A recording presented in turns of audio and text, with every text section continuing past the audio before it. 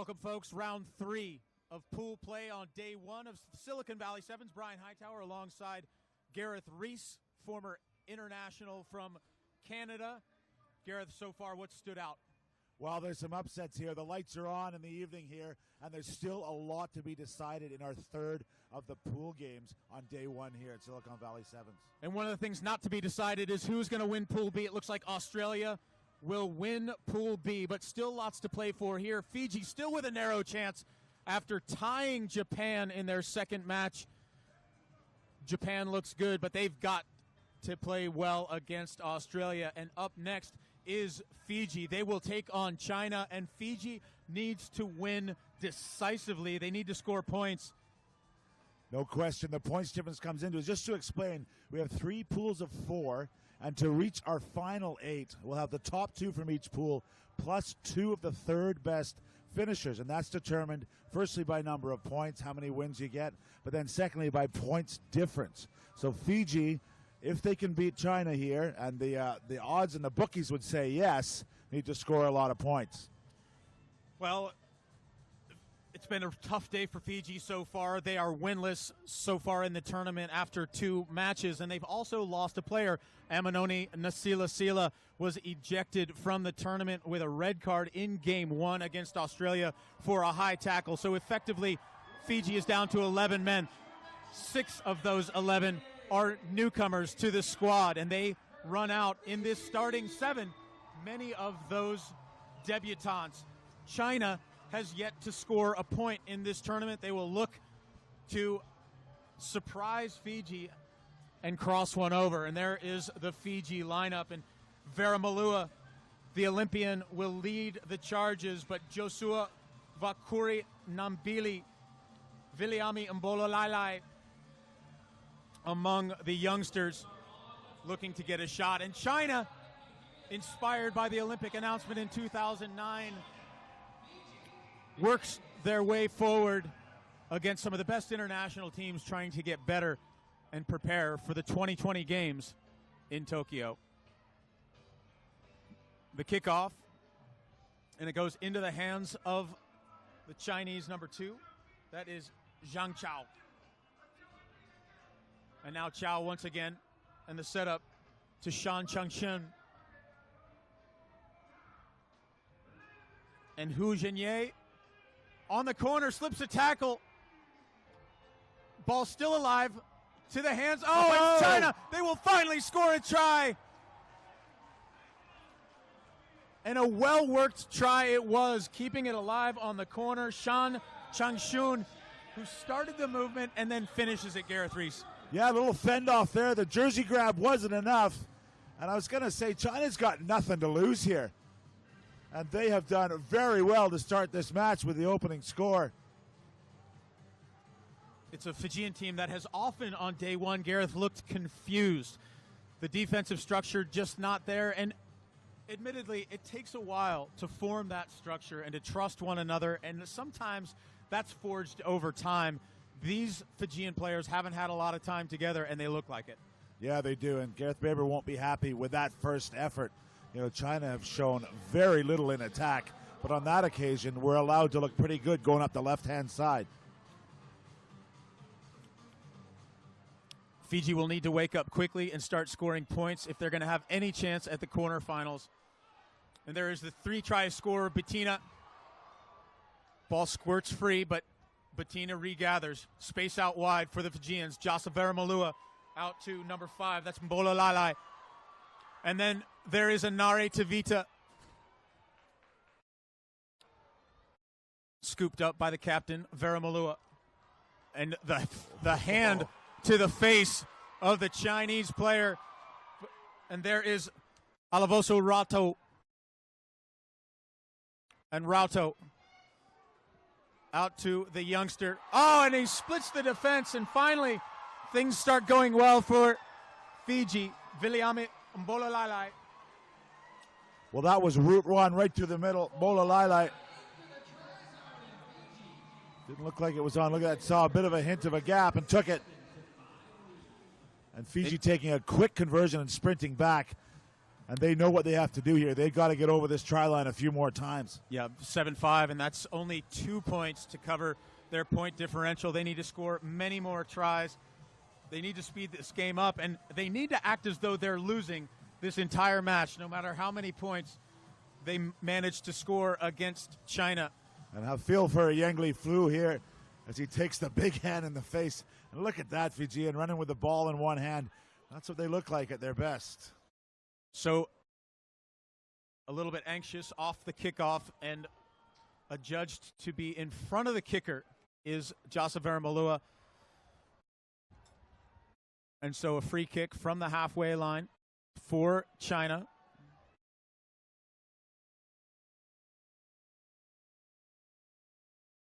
And the set move the pass to nobody. Goes into nobody's hands.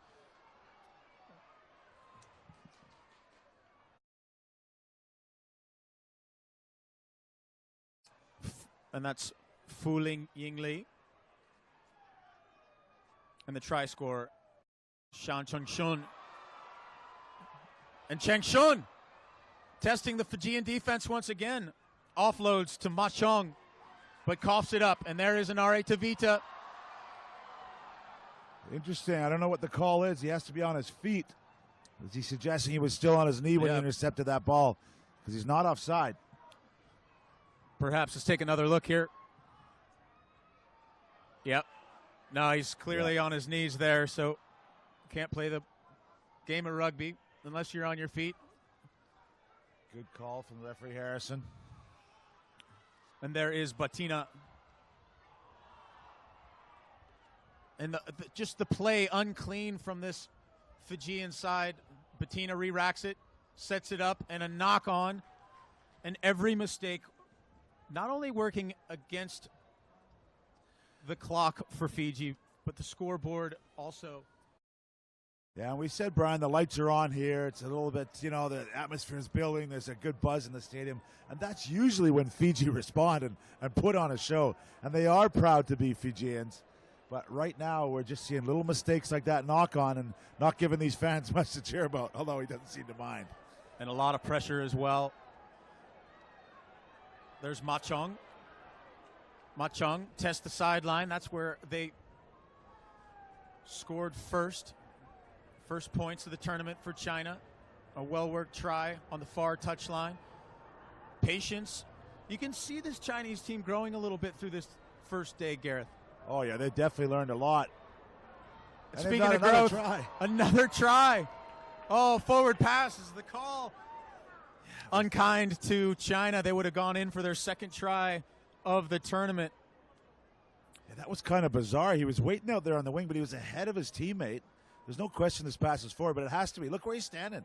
He's 2 yards ahead of him. Yeah. Very strange. That's just inexperience. Yeah, I tell you what, though, regardless whether it's forward or not, you got to question the defensive attempt by Nathieni Eli Batina.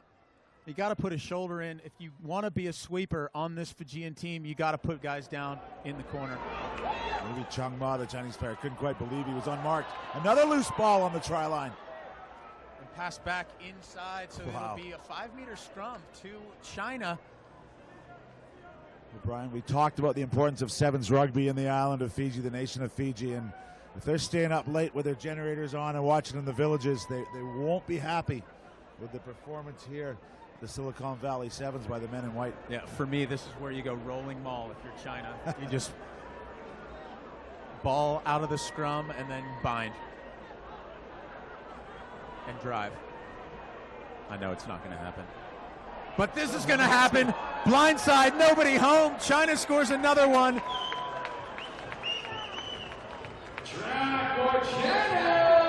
Brian, other than your rolling maul, that is the best option possible. Get it to the man early. Lots of space to work with. And quick heel. That's 2 tries now for number 5, Shan Chengshun, having a memorable moment against Fiji. And these Chinese athletes are pretty serious. There's a few smiles on their faces out there. I think they're pretty happy with their work in this first half.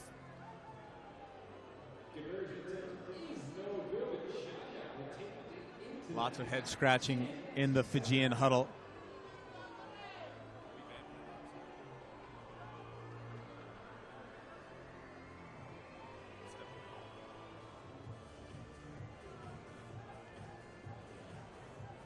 So we'll take a minute here as China looks to stay on top of Fiji.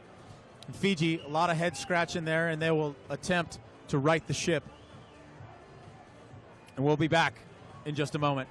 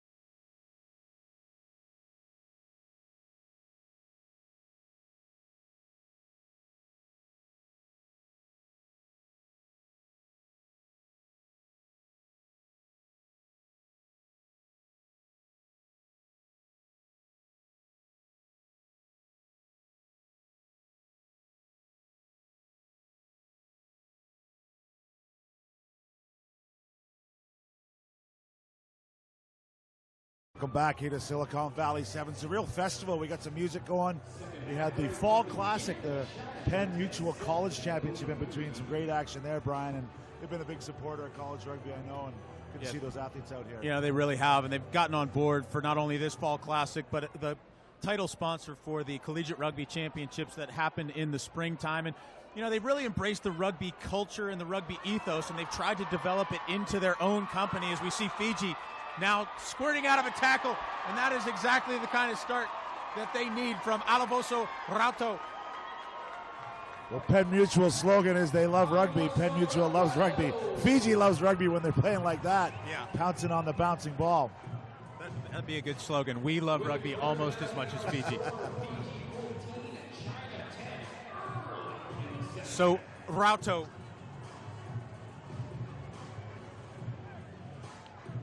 25-year-old from Namosi.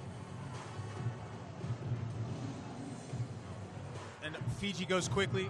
They're now up 14-10, and they need to continue to roll over that scoreboard. There's the captain. Veramalua goes up for a big swat. Oh, and it's almost kicked forward by Fiji. That would have been another great break for the men in white. Fiji playing with a little bit of desperation now. They'll need to come up quickly. They'll need to force turnovers. And that's one way to force a turnover. And that's really something that we've been missing from these Fijians, is that aggressive, confrontational, physical battle. Yeah, you think they'd be able to intimidate these Chinese athletes, but there's no way. They're feeling more confidence as the game goes on. And there's Bettina, makes the strip. Looked like a knock-on. Referee lets it go. Number 2, Akuri Nombili. And that is the young sprinter, Nitani Vakayalia. Vakayalia, the sprinter from Lelean High School. Well, right now, Fiji's showing minus 18 points if this conversion's good, but they have to make up. And the likes of Japan and Samoa and Canada are all in the pluses, so still more work to do, but still going in the right direction. Here's a youngster with a lot of upside. Ran a sub-1100 meter dash at Lelean High School as a teenager from Buthalevu in Ra. But they haven't had an opportunity to get him the ball wide with a lot of space. And I'm sure that's something that his followers would love to see. So the ball, just 10 meters. That's a great kick, but he could go all the way. It is the try scorer. Can he get 3? Oh, that's a great ankle tap by Bettina. And coming across, but too late, is Vakuri Nombili. Referees will have a conversation.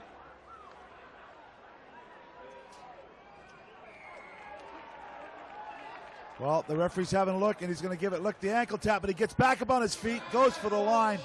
That is the highlight of the tournament so far, and the hat trick. Shang Shun. and not only scored one try against Fiji, you get to go home and brag about it for the rest of your life. You put a hat trick on Fiji.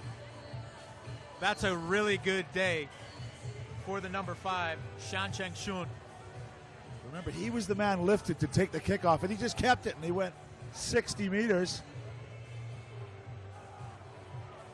Important kick. Just slips by the right post. So 6 points, the spread now.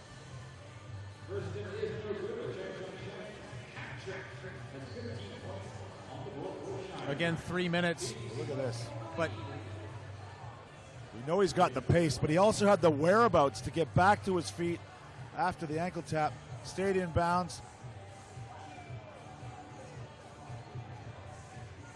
So Ma Xiong with the kick.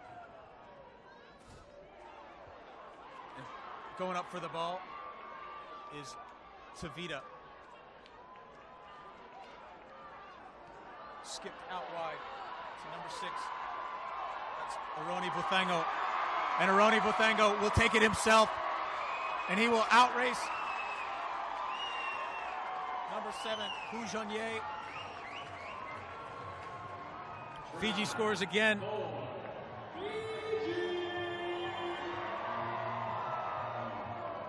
Look at him come off the right foot. He's a bull in a china shop, just knocking China's players out of the way.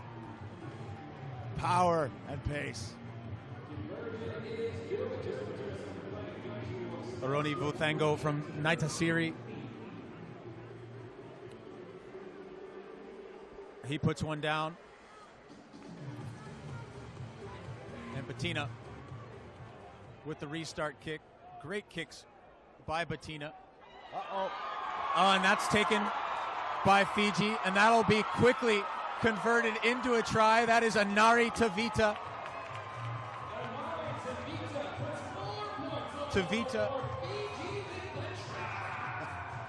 Look, he got the bounce.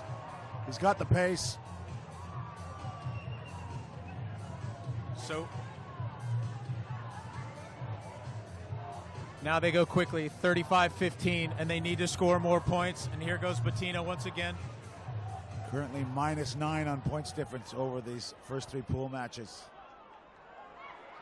It looked like a little nudge in the air. It's going to be a penalty against Fiji. It'll be brought back a yellow card. You got to take your chances when you're attempting to score a bunch of points, but that is the captain, Jasa Veramalua, and he nudges a Chinese player in the air. Automatic yellow card for sure. Yeah. There you see it. Didn't look like much, but it was in the air. Kickoff. We're back into action with China in possession. It's good tackle by Nakasao. The tackle is high by Nakasao. This is great determination from the Chinese. They got a taste for this now. They want more tries against Fiji. Spreading the ball, a lot more confident than their first match. They've grown every match. Another head high. I think he's got away with it. Yeah. It was lucky there by Ratandamu. That tackle needs to be made from the number 9, Ratuni Arawa.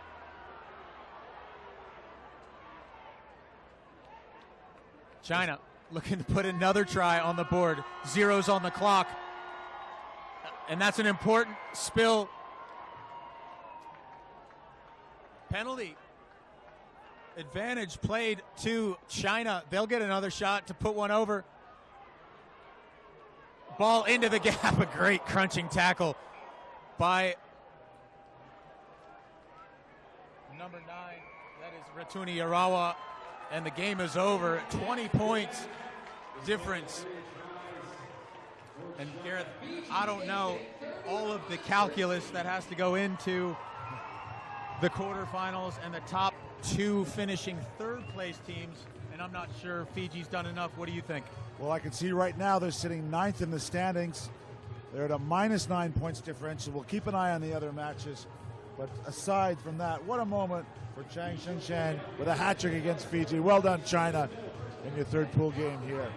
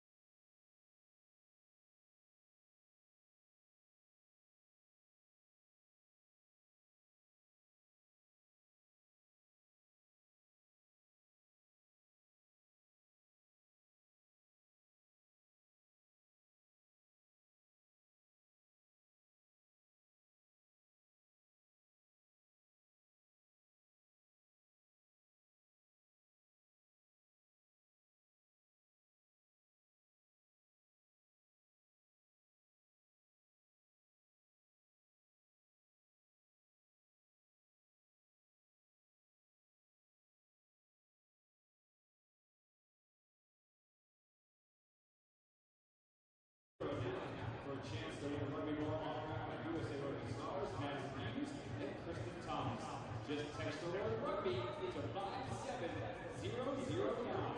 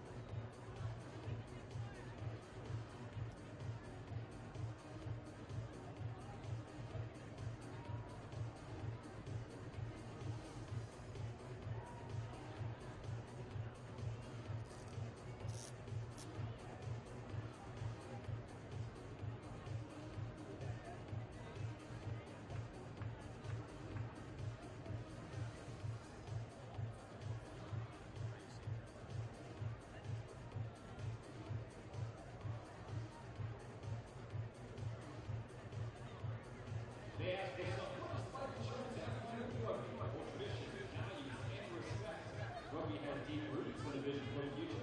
So does Penn Mutual.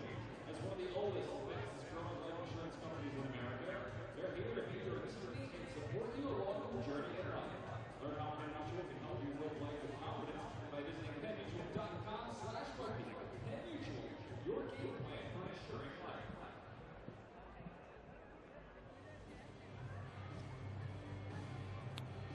Back for the second match of Pool B, third round of the Silicon Valley Sevens, where Australia will take on Japan. And the winner of this match, Gareth Rees, will win Pool B. And if that winner is Australia by a significant margin, then Japan might be in trouble. Lots to work out here still. Yeah, Fiji have just staked a little bit of a claim with their win to have the chance to leapfrog Japan. Lots to play for, as you say, and lots of calculators out in the room next door figuring it out. Yeah, it might be a little too late for the Fijians, but that aside, we won't know. That group in your shot there, they've been the team of the tournament for me so far, other than maybe Chile, but Australia have been exceptional.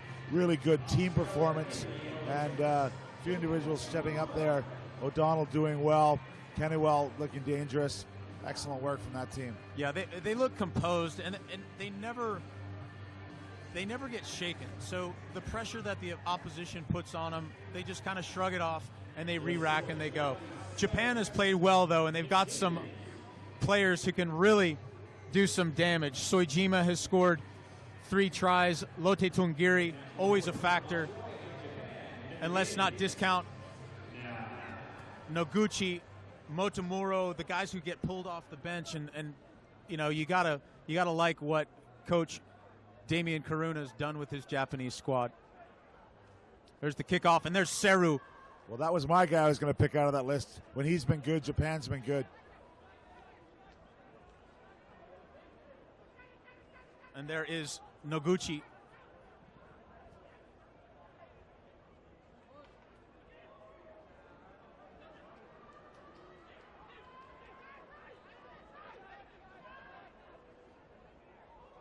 So pass off the ground, and that is Michael Shinomiya. Japan doing well to recycle, go through phases. They're testing this defense, and it's Soejima. Soejima kicks over the top. Long advantage being played offsides on Australia, says the referee. So Soejima lost the ball through the kick, but he had a free play to do so.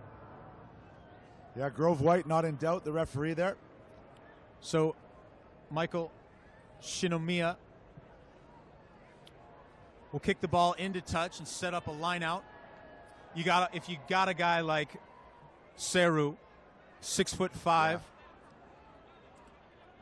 And significantly, 7 teams like a lineout here because it groups that bunch of yellow jerseys, 4 of them in that part of the field. They have to be there, and that gives space for the other Japanese attackers. They got around the front. Looked like he was free. Yeah, Tungiri slips on his way down. That was a well-worked set move.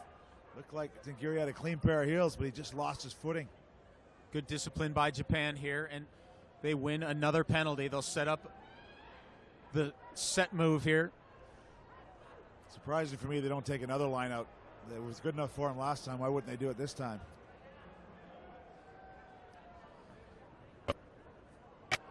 Oh, great moves by Noguchi. And he squirts through, but support a little late. Can't give Australia any time over the ball. Tungiri fends off Maurice Longbottom. Another penalty. You might start getting into that range where too many penalties might equal yellow. Michael Shinomiya, there's a high tackle. And that's 4 penalties now. No yellow card, though, from the referee for repeated infringements. Gareth, you surprised? Yeah, well, all different infringements. The referee's got a different mark than the players here. All different infringements. But, yeah, you got to wonder, do you deem it a professional foul this close to the try line? Indeed. So it's Noguchi who will start with the quick tap, and he has Hayashi to his right, along with Lotte Tungiri. And he goes himself, and he stretches over, scores the try. A great individual effort. Everyone on Australia sizing up the rest of the team, and Noguchi sneaks in on his own. Well, the Japanese showing good footwork throughout. Noguchi goes right, goes left, rides the tackle, and gets there.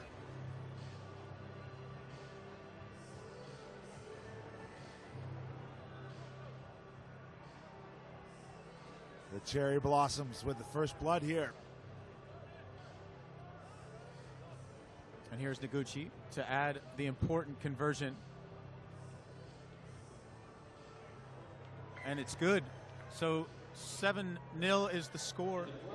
And Taisei Hayashi looks like he'll take the restart duties. Seru, Tungiri, Shinomiya, Noguchi, Hayashi, Soejima, the lineup for Japan. Really, Australia starved of ball completely so far. Soejima looks to squirt through. And finally a forced turnover. Lachlan Anderson. Well, Anderson did well to get back in field, and this has provided this opportunity.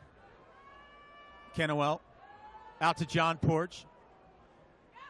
Porch looks back inside and then outside again to Kennewell. Kennewell for the line. And Kennewell dots down. And really, I think for me what's impressive about that try is just how quickly they respond.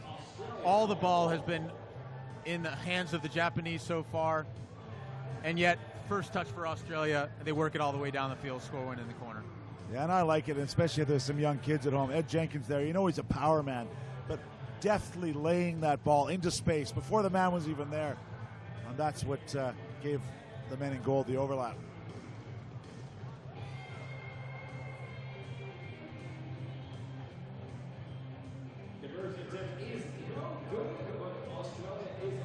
So, conversion missed by Tom Lucas, and 2 points the difference so far in this all-important battle for Pool B supremacy. Tom Lucas.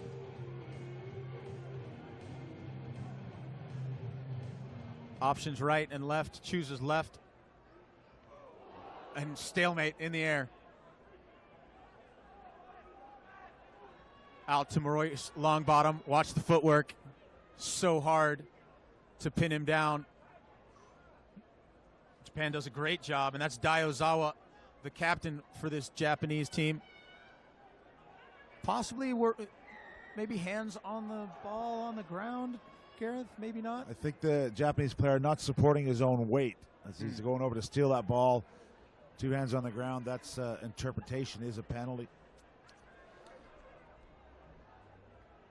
So there's Tom Lucas with the ball.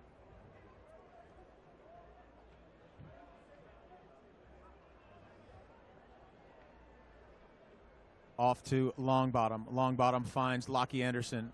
Anderson lays it back through a little bit of foot traffic. Anderson out to Longbottom. Great work by the captain, Jenkins. And the ball somehow finds its way to the corner. Looks like Charlie Taylor. Look at Jenkins again. Catch and pass under serious pressure.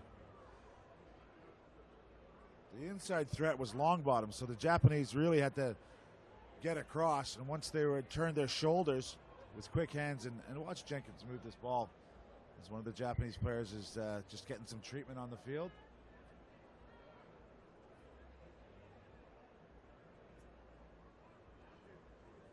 So the try has been awarded. The Aussies back in this one right at the sound of the hooter of the first half. Conversion to come.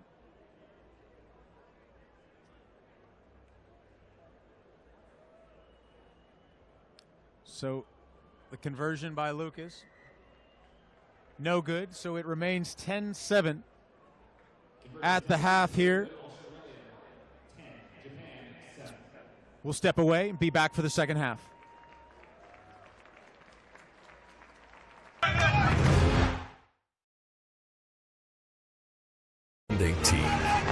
The best international teams. How good is this man? It could be special. Oh, it's really special. Will compete in the world's greatest sevens tournament. Is she going to go the distance? That was magnificent. For the first time on U.S. soil at the iconic AT&T Park. What a piece of rugby history. The 2018 Rugby World Cup Sevens in San Francisco. In our game, we play with our hearts. We don't play with sticks, bats, or gloves. We don't wear shoulder pads or helmets. We keep playing when it hurts. And we leave everything on the field. What we wear must be built for our game.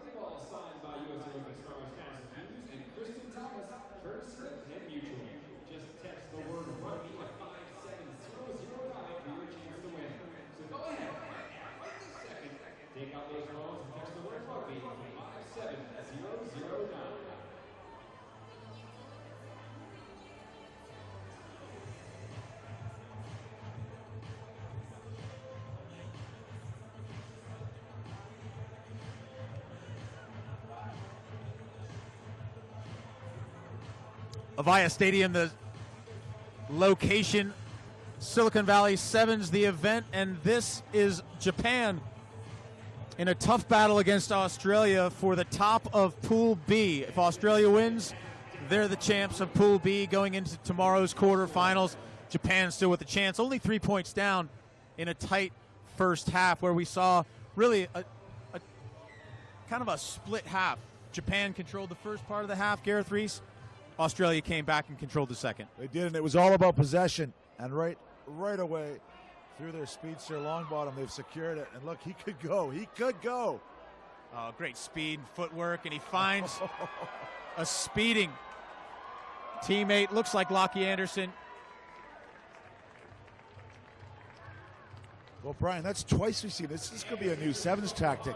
You lift your speedster, you put him down, and you let him go. We just saw it in the last game. And we've seen it here with the Aussies. Longbottom just goes from kickoff, then provides the pass. It's all over, baby. Yeah, easy for Anderson. And always the gamble, right? So do you lift your shortest guy, or do you lift your tallest guy? Because if you lift your shortest guy, you can probably lift him a little bit higher. Yeah, and in the last game, We saw the Chinese do it beautifully. And the conversion attempt is good. Australia will increase their lead 17-7. So conversion good, 17-7. Now it's 2 tries, the difference. Lucas takes the ball at the halfway stripe.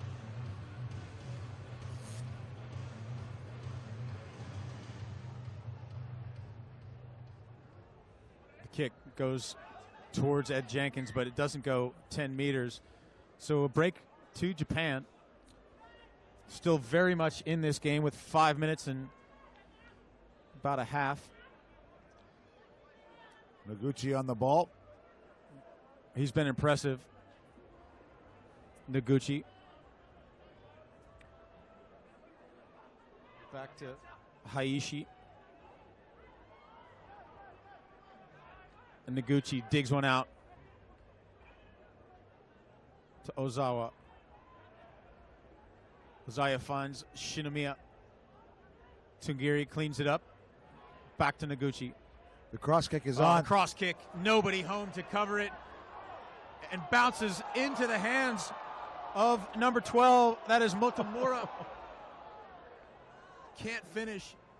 Tungiri tries and gets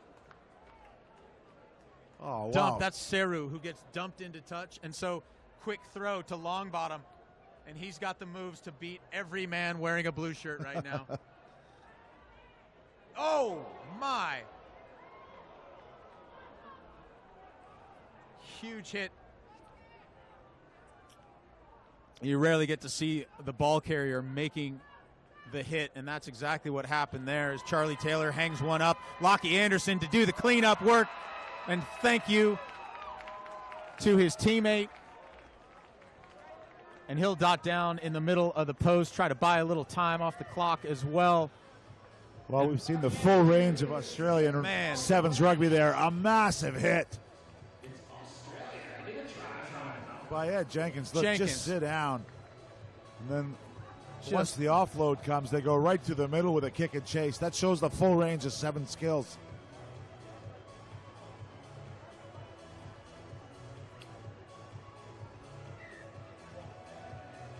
And the conversion is good.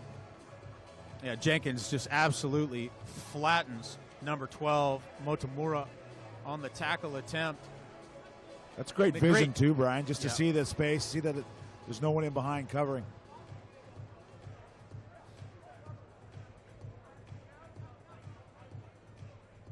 So right now, 3 minutes to go in their final pool match. Australia very much the top of the table with a plus 93 points difference.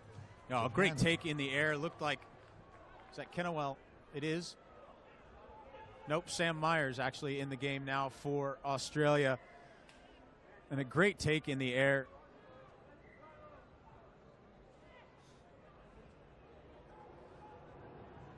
Australia will just want to manage this game, control the tempo, control possession. A sizable lead now, 24-7. The ball in the air to Tim Anstey.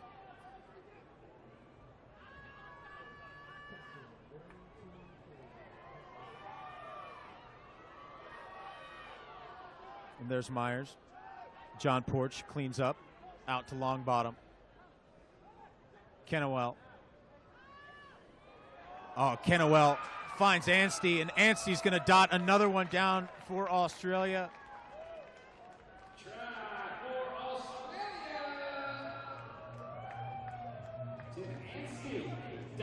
So with every try, Japan's chances are potentially slipping away to make the top 8 here at the Silicon Valley Sevens. But Australia also making that statement. They are the class of the field right now, for my money. It's a very complete team. And, you know, we talked earlier about maybe them not having necessarily the flying finisher like a Pomafau from the past. You know, Andrew Walker type speed, but I think it's because the whole team is just a fast team. So it looks like they don't really have a flat out flyer, but I think it's because everybody can move pretty well on this Australian team. Well, they support each other so well, too. I'd still challenge you that Longbottom could be the future here. He's got a bit of Walker in him. He's got a bit of something to him.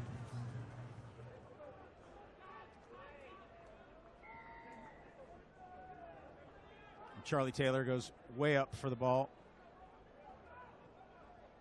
Not quite sure what the call was there. Maybe ahead of the kicker, I think.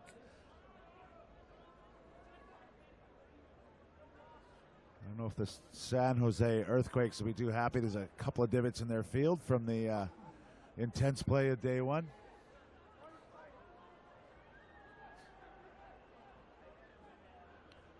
All right, Japan is still very much in this. Oh, Jenkins gets a gift.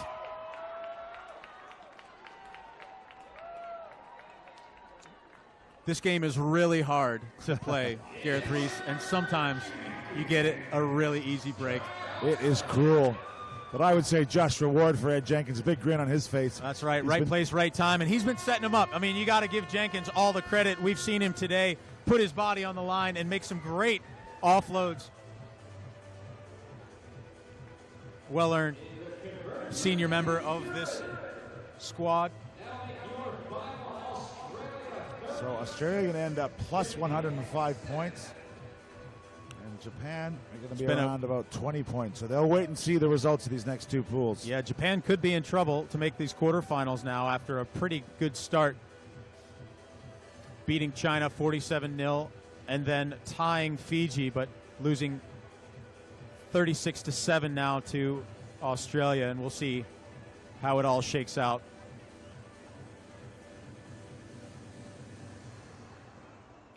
Well, it's been a very successful run for Australia of late. They won their own Central Coast Sevens. They won the Oktoberfest Sevens just a month ago. And they seem to be, at least at this point, unbeatable so far on day one of the Silicon Valley Sevens, Gareth. Yeah, and of course it's a big year for them because not only the World Series starting, but they have the Commonwealth Games in the Gold Coast. So we're going to go down to the field now. The third member of our team, Colin Hawley, standing by with the captain, Ed Jenkins, for Australia. I'm here with Australia's team captain, Ed Jenkins. Nice score at the end there. How'd you feel about that one?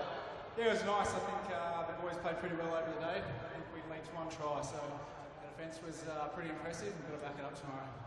Yeah, going perfect on the day, 3 big wins. What are you and the boys going to talk about tonight, back at the hotel, about a big day tomorrow? Yeah, it's just first up game tomorrow. That's the important one. You tick that box off, and hopefully you can go all the way to the Cup final tomorrow night. One game at a time. Well, best of luck tomorrow. Congratulations on the wins today. Cheers.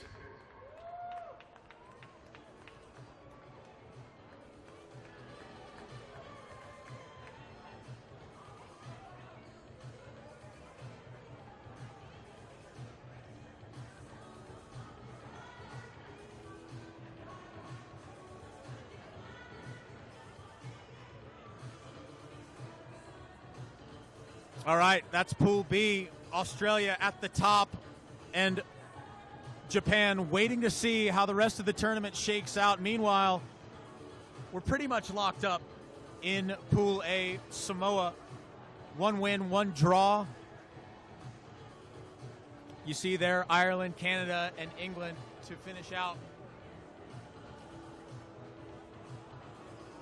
England still trying to play their way in.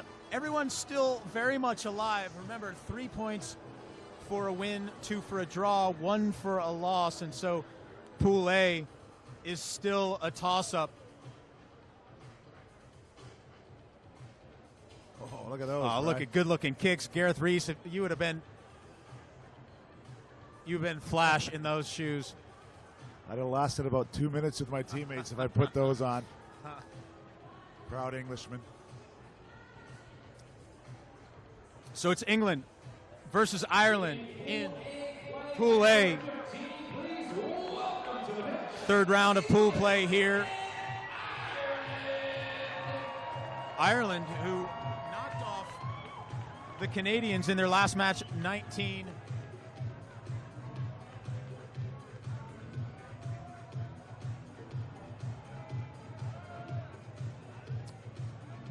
So you see England's roster there, a few experienced heads. Ethan Waddleton leading from the front. And Will Muir, number 3, really impressed in the last game, was really busy, did a lot of work. We'll see how he goes. Trying to spring their number 11 there. Look for Ryan Olawufela. Brian, this is one of the great rivalries in world rugby, and they're bringing it to Silicon Valley this weekend. The Irish very impressive against the Canadians. Mullen with a couple of tries, number 12. Keep an eye on him. So Ireland with 1 win. England yet to win, a tie and a loss to Canada earlier. So first penalty goes against Ethan Waddleton, not releasing in the tackle. And so Ireland looks to gobble up some territory and does well. They'll have a line out inside the 22-meter line of England. Hey, Brian, we talked about the composure of this Irish team, and I think they've really benefited from the Grand Prix series. That's the European competition, European nations playing in the Sevens tournament, and they really have a nice composure, a nice calmness about the way they go about their business. We made the mistake up here in the booth of suggesting that Ireland didn't have a lot of top-end speed, and then we saw Jordan Conroy get the ball twice and dust the Canadians around the corner. Both teams have some speed to finish, and there's the man you talked about, Muir, who's now setting up Edwards, and Edwards tackled on the play nicely, but not before gobbling up a huge amount of territory, and now working inside the Irish half. Out to Glover. Glover dices one, runs over Mullen, and then dots down for the first score for England. You'll notice England going quickly. They know that they also have to keep the scoreboard ticking to assure that they end up in the quarterfinals tomorrow. But look at the work by Glover. Steps one.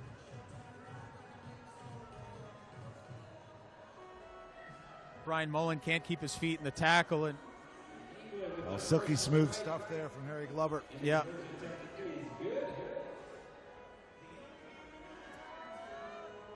Yeah, sometimes, we get very caught up at this stage of a sevens tournament, see who's going to make it through.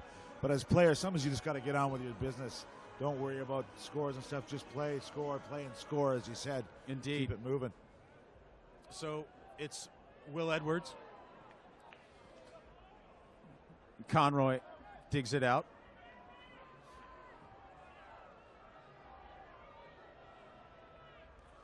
Oh, he was held in the tackle and he didn't release the ball. So there's Ryan Olawufela. Looked like he was going to tap and go. Instead, it goes to Will Edwards. Edwards kicks down inside the 5-meter line. Well, close anyways. About 7 meters out. The line out for England. England have been known to drive these. Of course, the majority of this side contracted to England Sevens. This is their full-time rugby experience, is trying to contribute to that England team. Training out of the Lensbury Club. It's on the River Thames. Oh, great job by Edwards. Just ducks under the tackle of number 7 for Ireland, Greg O'Shea.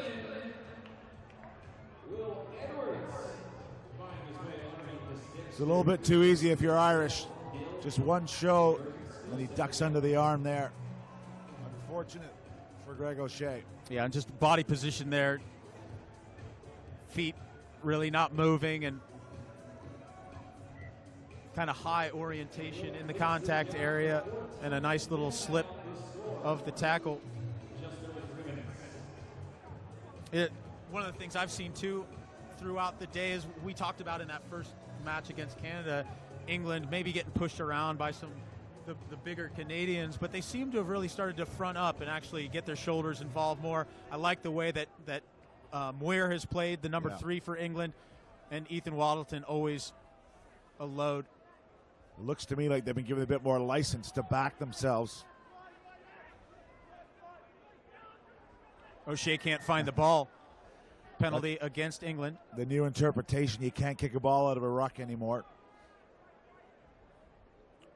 So Dardis, the captain for Ireland, puts it into touch. They'll go to the line out, look for the target to be most likely Harry McNulty, wearing the number 5 for Ireland. The great thing about seeing this Irish team, obviously, is an Olympic sport now. Ireland can field a team. Great Britain fields one team full of English players, but Ireland can also field a team. Almost qualified to the playoffs in Monaco last year, but eventually it was Spain qualifying out of that competition to get down to Rio. Yeah, Ireland all the way into the semifinals, I believe, of that Monaco tournament.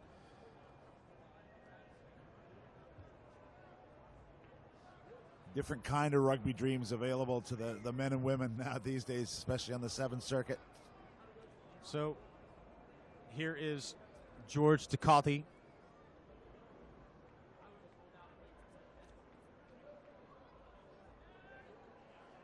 Nice job by Edwards. He was going to get man and ball at the same time, and he does a good job of handling both.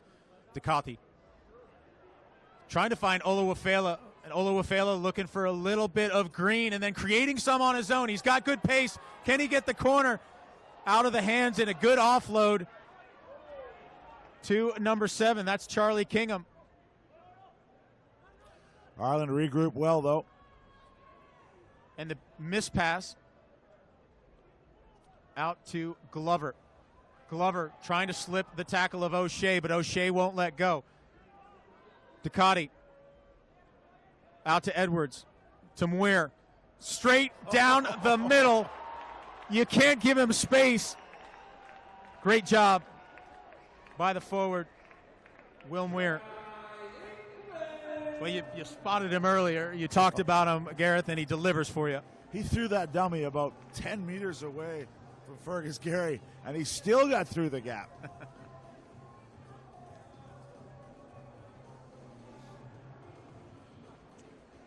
So England trying to cement a place for themselves in the quarterfinals. Look at this. Look how far away he is from it. Wow. I know, was that really a dummy, or was he just trying to tuck the ball under his arm and bobbled it a little bit? Either way, successful on the way through for Will Muir. England currently lying 8th, so the last team to qualify for the top 8.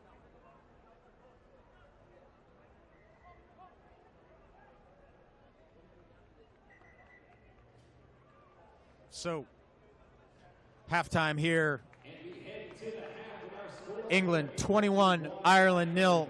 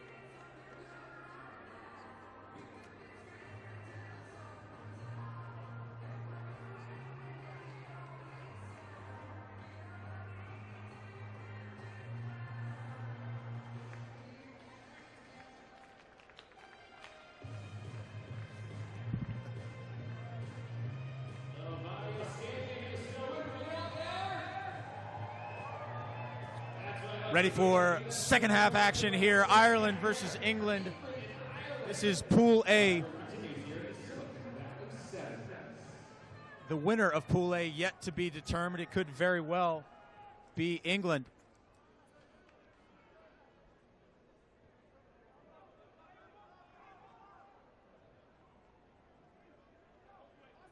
England still winless on the day. They dropped their first match to Canada, then tied Samoa. There's Muir.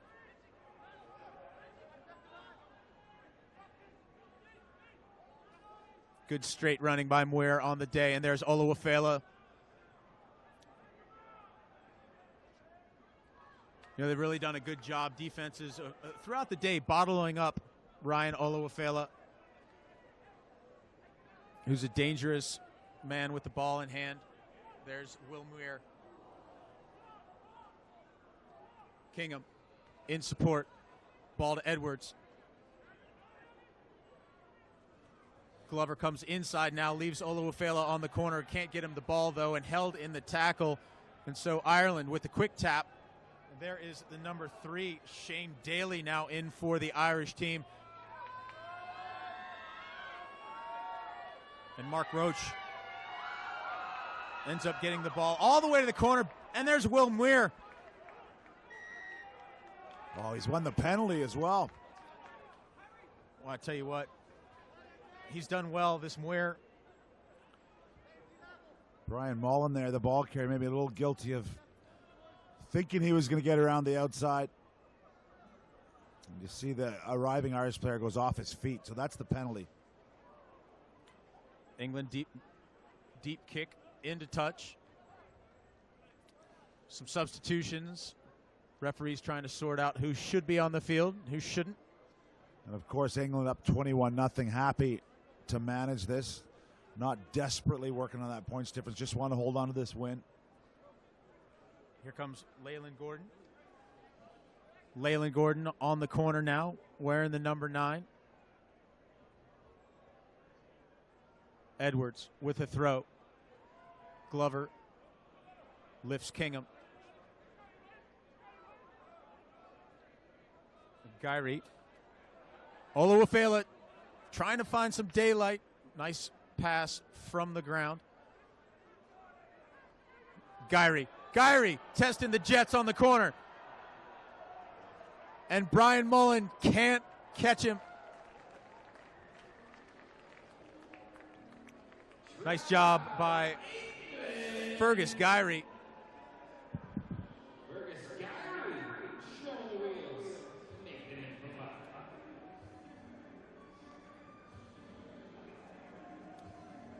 Clinical stuff from England. So this result holds up. They're going to move to the top of Pool 8. And then watch, interestingly, as Canada and Samoa go off.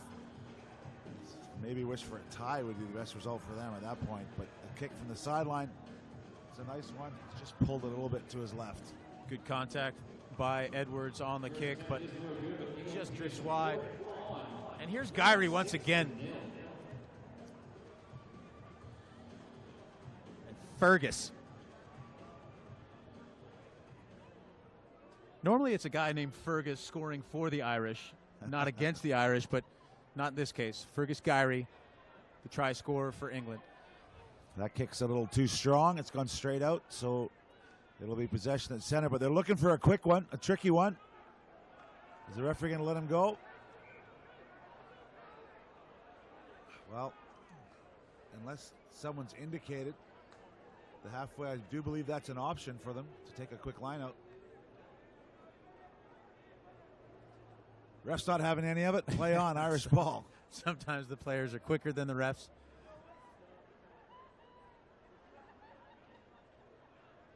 So Billy Dardis, disappointed, but starts from the midfield stripe.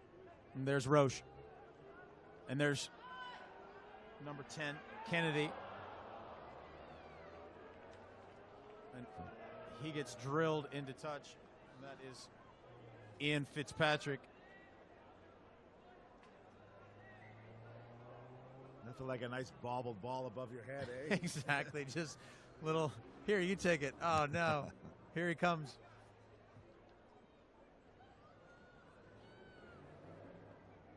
All right, so England, 2.5 on the clock, 26 points. The difference right now.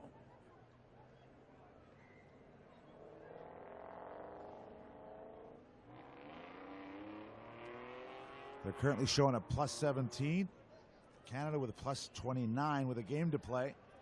And of course, Canada beat England.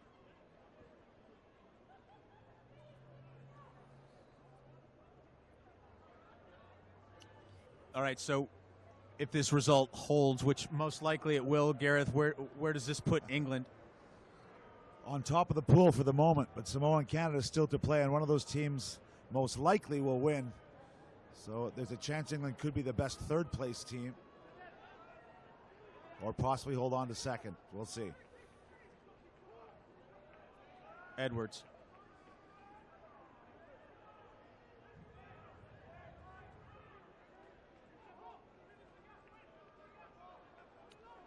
England tended to do this a bit last season, not always their best on day one, but then built into the tournament. And we're seeing a little bit of that here tonight. Pretty impressive performance here against Ireland. The offload, and that's Finn Dewar stretching the legs out, but loses the ball. Roche now.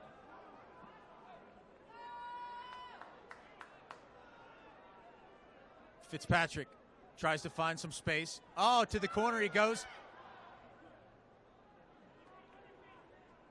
Ball taken standing, though. So not a lot of momentum out there. Wide for Ireland. They spin it back the other way. Oh, and there's one-on-one. Here we go.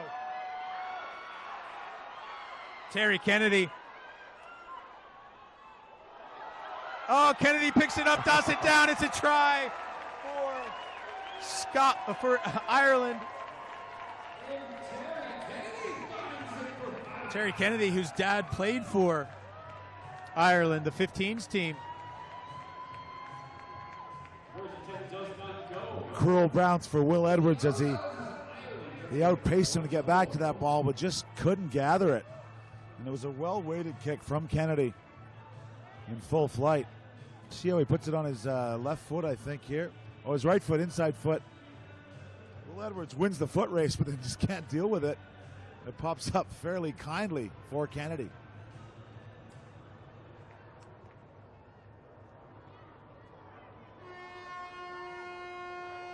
There is the full-time hooter. Knocked forward. Zeros on the clock. Referee says that'll do it, boys. 26-5. Will it be enough to put England into the quarterfinals? For now, they'll lead Pool A, but likely not to stand through the next game where where Canada and Samoa will clash.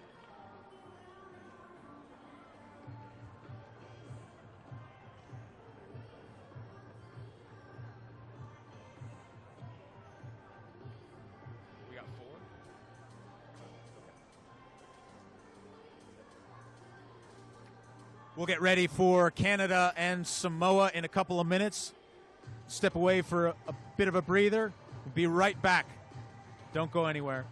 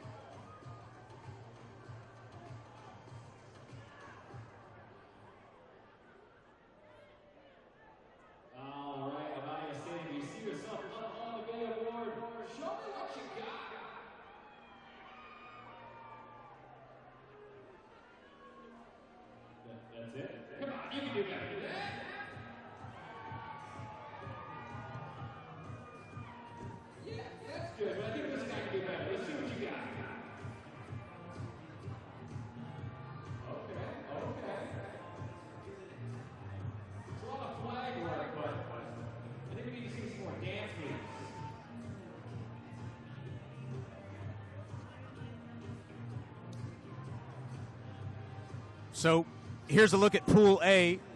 Not updated after the last game, but Samoa and Canada about to take the field. Gareth, you've been crunching the numbers. Yeah. What do you got? If I was coaching Samoa and Canada, best advice, win and you're in. And if you're Canada, you can't lose because Ireland have the head-to-head against them, and that's the next tiebreaker. So Canada must win, I believe, to get through the final 8. We'll see. But the winner of this will definitely top the pool and definitely be in good shape.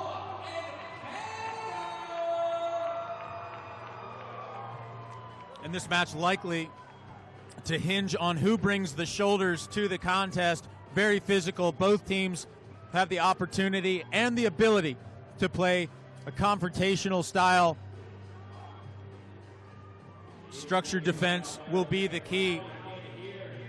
We saw the likes of Liam Underwood, you see there wearing the number 9 for Canada, a danger man.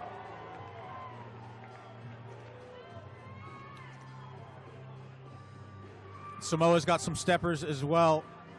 We've seen Joe Perez light it up a few times today, wearing the number 11 for the Samoans. Keep your eyes on 11. Oh, look at that. Beautiful stuff. That is, in fact, Captain Green, who's a famous Canadian soldier. Great kickoff to start things off, and somehow Talamau comes down with it for Samoa. And there is number 10, Samoa Toloa.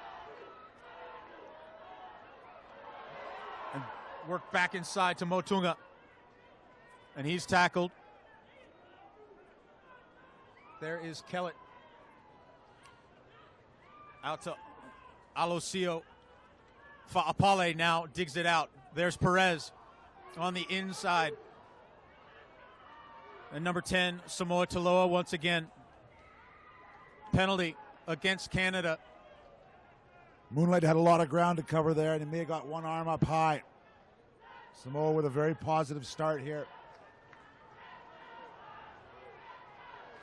Fa'apale starts the movement. Motunga tries to finish, but red shirts are there just in the nick of time. Joe Perez looks to the defense, goes to the corner over the hands of Alosio. Well, that was a fantastic start from Samoa, side to side to side to side, and just that final pass 10 meters out. And Underwood in front of Alosio would have been a good battle, but it's not going to happen because the ball goes into touch. And here is McCloskey for the feed for Canada. Well, it's a fun kind of game to play in. All on the line for Canada, win and you're in type situation for both teams. And it's exactly the way you want it to be. For both these teams, a chance to impress their coaches ahead of the upcoming season. Lots on the line. Jovanovic puts a shoulder in, runs over one, gets stopped by Darren Kellettmore. Oh, and a great line taken by Pat Kay. Splits the defense, but can't get by Fa'apale. Oh, and spilled forward by number 5, McCloskey. Looked like he was off to the races. I think we got a penalty here.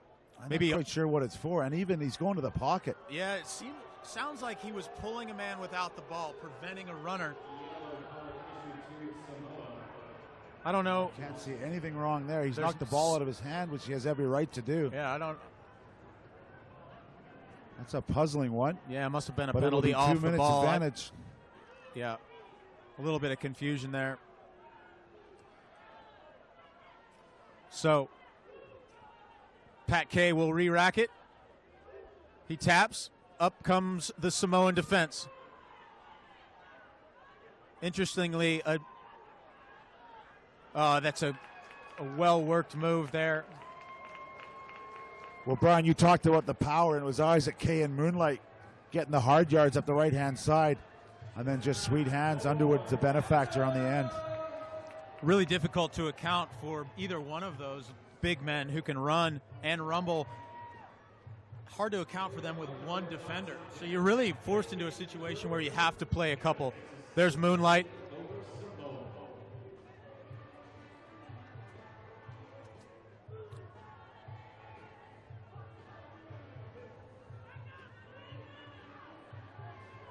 The pride of Balmy Beach, Liam Underwood in Toronto. Underwood, we talked about his reemergence from a long spell of injury concerns, back again and really playing well this weekend so far. There is Darren Kellett-Moore with the ball. Samoa one short, of course. And there's Joe Perez. Got an extra defender for Canada, so he can take a few risks. Canada comes up hard on defense, closes out the passing lane. There's number 5. That's Motunga. Motunga not held in the tackle, so he gets up, rumbles for a few more meters. Patrick Fa'apale looks for some space, tries to dice the defense, has one on the outside. That's Darren Kellett-Moore, but he doesn't have the juice to go to the corner, but he does step inside, still alive. Patrick Fa'apale there in support. The arm is up. Penalty.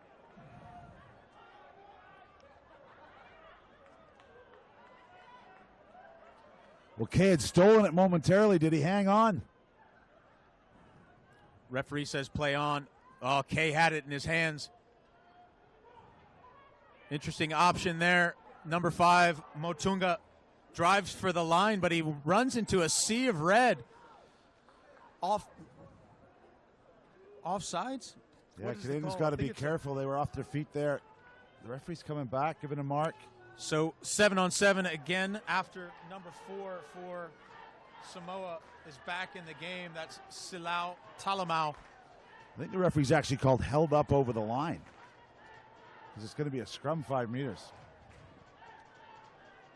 I thought he had his arm up for a penalty, Yeah. but instead it's a scrum. Held up over the line, so Samoa with the feed. They've split their backfield. There is number 8, Alosio. Well, it's not the most creative way to go, but number 5, Motunga, finally finds his way over the line. Just a gap in the defense. Too many resources eaten up by the Canadian defense, and Samoa has answered back. Yeah, it was only a matter of time. That much pounding that close to the line. Motunga had the strength. That will give Fa'apale the chance to tie it up.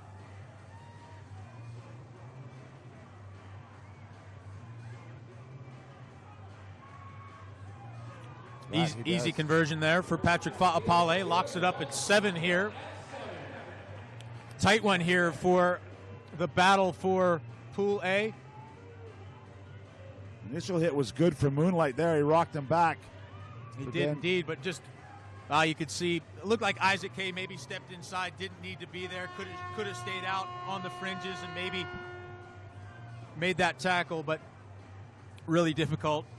Certainly not the benefit that we have of hindsight. So a smart kick there. The hooter had sounded, so he's just kicked it straight into touch, and that will end the half for Samoa. So smart kickoff there.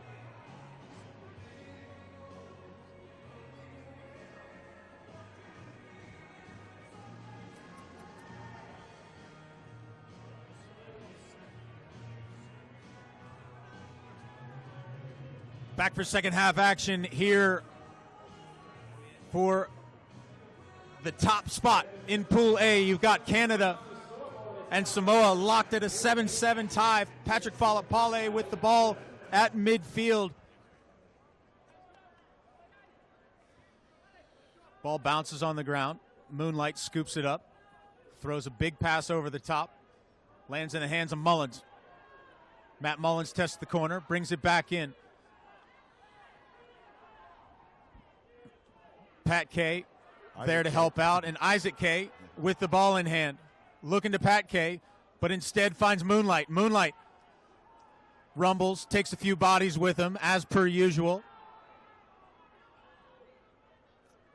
And now it's Kay to Mullins. Out to Jovanovic. Looking for Underwood. I think he'd rather have Underwood on the corner with the ball in space than Jovanovic, but he might create some on the other side. There's Mullins. He knows what his job is. It's to go forward yards. Oh, and a great step. Kay ran away from his support there, but I think Canada still maintained the ball. Out to Mullins. And a penalty. Moonlight taps, goes quickly, looks to the line and finds it. Referee's right Try there. scored. John Moonlight. Moonlight's taking a shot to the shoulder by the looks of it. But that's his bread and butter, 5 meters out. But I think he knows this isn't good news. He's asking That's too bad. for the physio.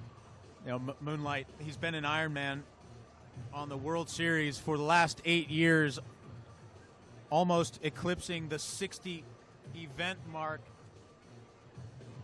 But this is where he is so strong. The penalty's out. Quick tap off the right foot. Watch the shoulder.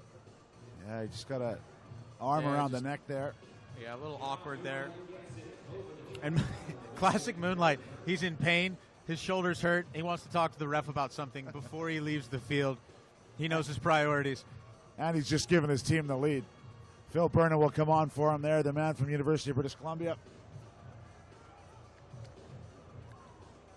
Not Pat Kay's best effort on the conversion. So 12-7 now. Canada in a must-win situation. Moonlight so committed to this cause, so committed to his team. He and a couple of guys who aren't here, Harryama and Jones, very much the leadership group here. But with Harryama and Jones not here and Fulafau, and this is a good opportunity for these youngsters. Another good kick. Oh, and no, it's just space, a great bounce, and it's taken by number 10. That is Samoa Taloa, and Taloa is going to tie the score up just like that. Miscommunication from Canada, two men jumping for the ball. And Samoa Taloa does what he's done on the circuit so many times. Seizes the opportunity and then has the whereabouts to get this conversion as close to the post as he can. It's 15 meters off the left touch line. And this successful conversion will give Samoa the lead. Well, and it's exactly the consequence of having that miscommunication on the restart.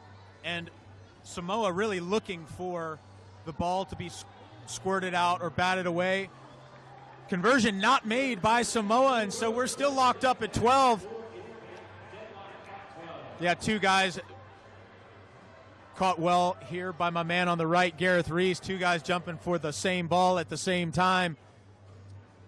Well, we're just going over the ramifications. My all-star stats crew here, Tristan Lewis, great American manager. And some speculation if this match is tied, both these sides could go through potentially. And Fiji and New Zealand will be knocked out. But lots of rugby still to play, over 3 minutes to go.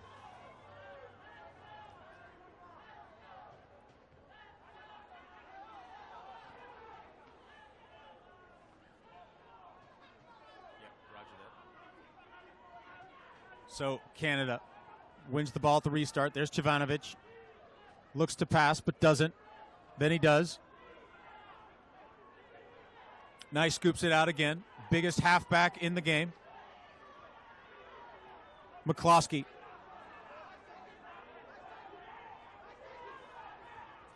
Oh, and it's K. K trying to roll over one. He does, but somehow Paolo manages to keep a hold of the shorts. Ball comes back for McCloskey. Out to Underwood. Underwood, great step. Looks inside, finds McCloskey. McCloskey slips one, but can't get past Motunga. Numbers. K outside to Jovanovic. Keeps it on the corner. He'll fend Joe Perez, but Perez does a great job to bottle up the big man. Oh, and they win the ball in the contact. There is first to it, grabs it. Not enough support for Canada, and a turnover. Yes, several earlier breakdowns. I thought the blue players could have been guilty of not rolling away. Slowing up possession was material. But Samoa doing well to defend their line.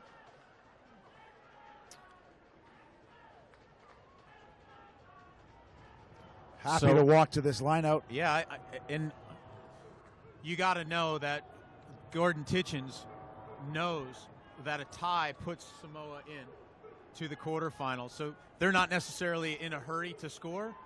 They just want to make sure Canada doesn't. 1 minute left. Pressure time.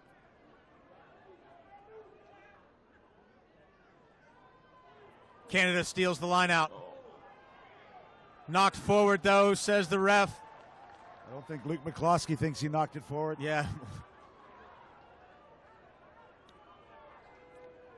Close one there. Now 47 seconds. Well, I wonder if equally the Canadian coach, Damien McGrath, who used to coach this Samoan group, I wonder if word has got on that a tie would probably get Canada through to the final 8.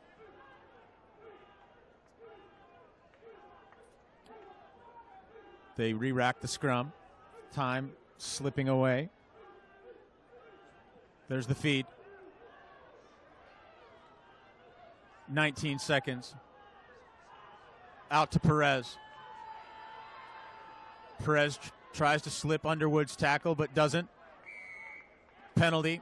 He thought Underwood was playing the ball from the wrong side.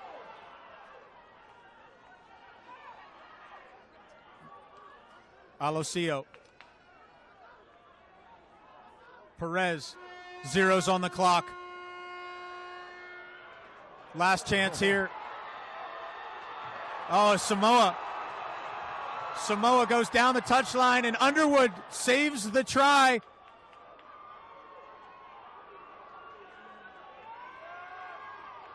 Oh, penalty. Cruel against Canada.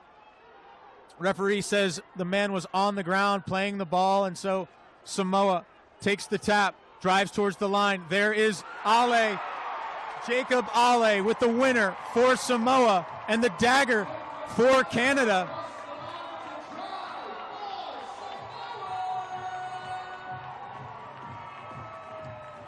And that is the end for Canada.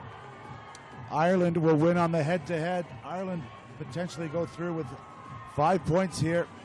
Cruel for Canada, but full credit to Samoa for playing right to the end. Luke McCloskey, who made that big cover tackle, he's down on the far side still. He was out of it after that last penalty was awarded. Well, it was strange, Gareth, because it looked as though Samoa didn't really care whether they scored or not.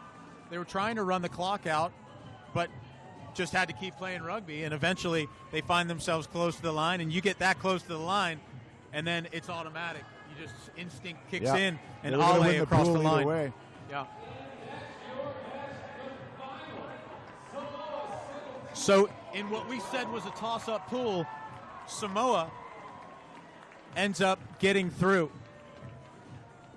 Canada pay the price for that poor performance against Ireland, but full credit to Ireland. They're going to emerge from Pool A.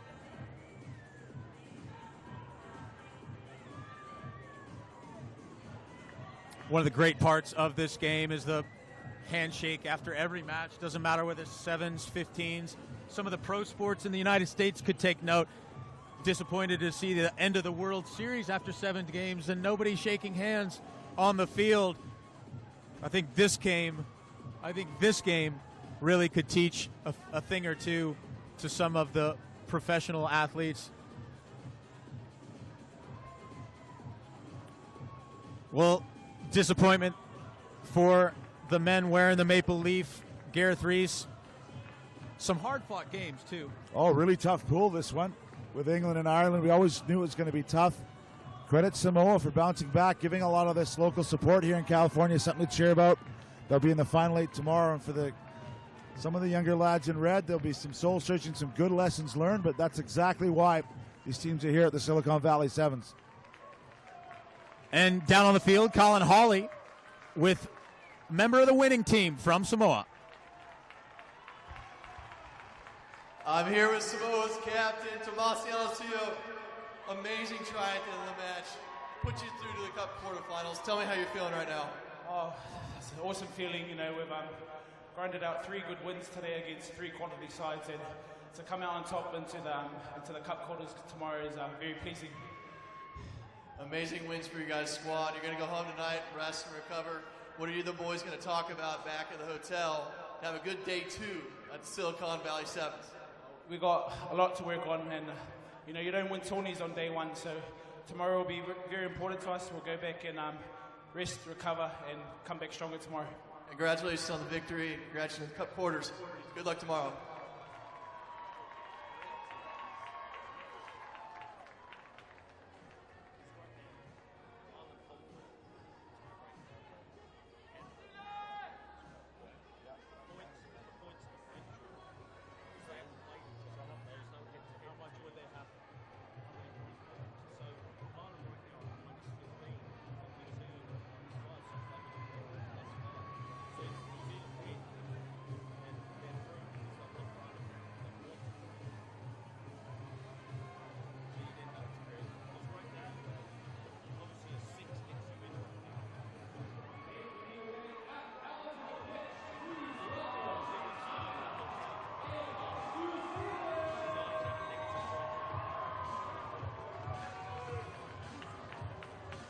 All right, so surprise of this tournament so far, Gareth Rees, is the performance of this New Zealand team, which now sees itself 0-2 after losses to Chile and the United States.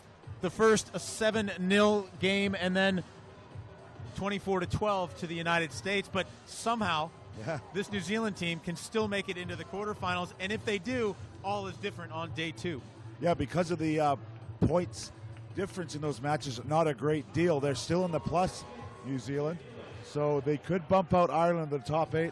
Ireland were in that pool we just witnessed with Samoa, England, and Canada, currently sitting 3rd. So lots to play for. Tonga, things haven't gone their way. They can't get through, but they'll want to put up a big show against their neighbors, New Zealand. Starters for New Zealand: Houston, Rayasi, Masarewa, Meltzer, Laulala, Tiatia, and Emerson.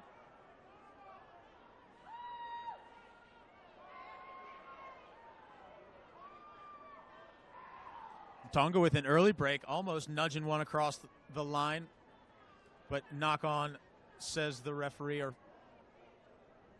Knock on. For Tonga, it's Lave, Taioni, Moimoi, Nonu, Alatini, Po'oi, and Sokai.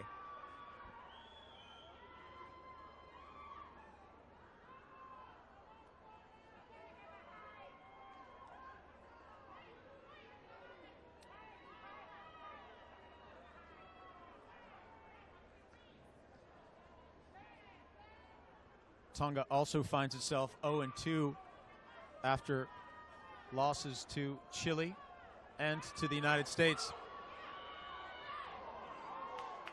There's a look at Mason Emerson. Then out to Masarewa. Masarewa to Houston. And there on the corner is Rayasi.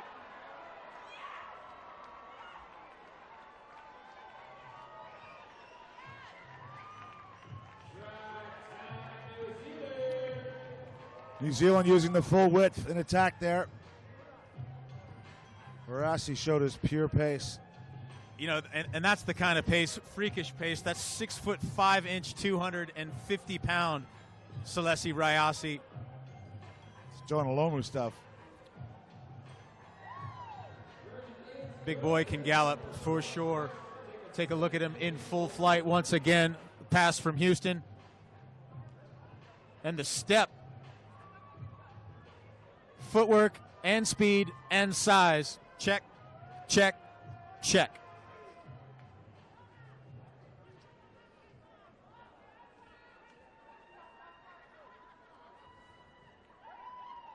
So now the kick to come from Meltzer. New Zealand, as they often do, even in the Titchens here, kicking long. Don't often compete for a lot of their kicks.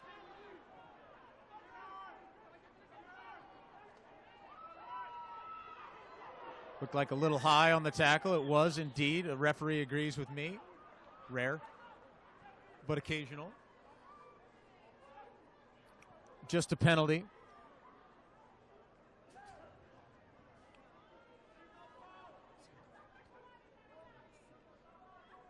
So Tonga looking to gobble up a little bit of territory. If they can get it into touch, they do just, and it's a nice kick out of the hands and reach of Firia Meltzer.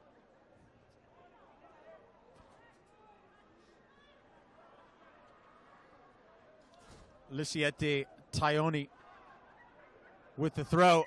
Oh! That ball didn't go 5 meters.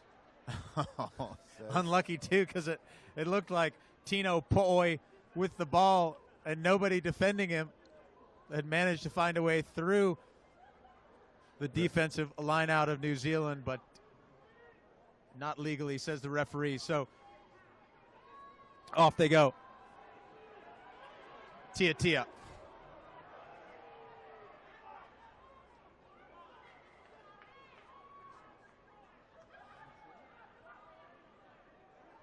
Quick one from Tonga. Again, the referee says no, it's been touched by a third party. She can't go quickly. Tonga trying everything at these lineouts.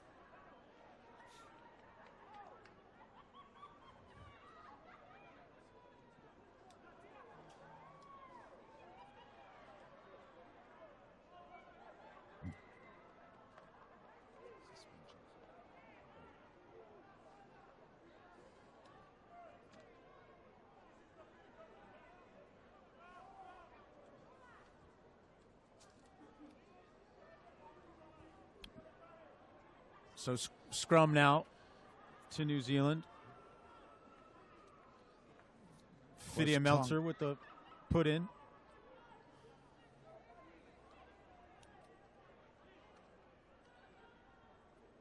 Meltzer's got a bit of a short side there. The top of your screen. He has a look but comes back open.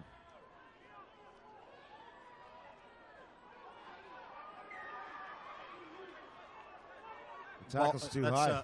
Tackle around the head of Laulala. If you recognize that name, Laulala, it's because two of his brothers are All Blacks, Nepo and Casey. Although they're both forwards, so I don't know. The something happened with the youngest Laulala. He got the dazzling feet. That high tackle's been a problem for Tonga. Violani Tongi. Been suspended 3 games for dangerous tackle, but the ball pops loose. Oh, great inside pass. And a great cover tackle by Jesse Houston. A nice turn of play there. Keeping it alive to Nonu. Tonga continuing to go forward, not held on the ground. Oh, yes, he was knocked forward, though, says the referee. And so the best chance that Tonga's had so far goes begging, and it'll be a New Zealand feed for a scrum. Got to like the ball movement. You know, of all of the movement we've seen from Tonga so far, that was, I think, the best phase of play that we've seen, the most enterprising. And you've wondered where that's been all day for this Tongan team. Good support lines. He got in behind the ball, kept that alive. He just spilled it forward at the last minute. So, Meltzer. Oh, and just absolutely dices the defense. This is Chase Tia. And can he get to the line? He can. And again, sometimes athletic ability runs in the family related to another All Black, Filo Tiatia.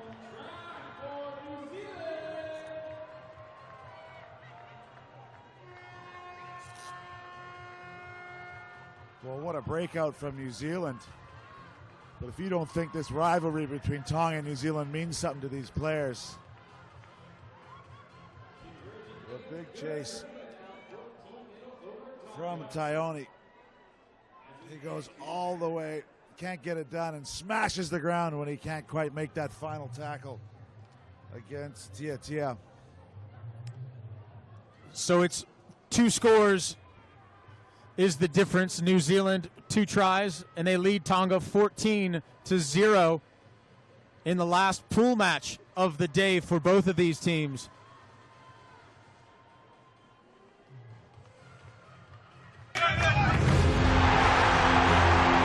In July 2018, the best international teams How good is this man? It can be special. Oh, it's really special. will compete in the world's greatest sevens tournament. Is she going to go the distance? That was magnificent. For the first time on U.S. soil at the iconic AT&T Park. What a piece of rugby history. The 2018 Rugby World Cup Sevens in San Francisco.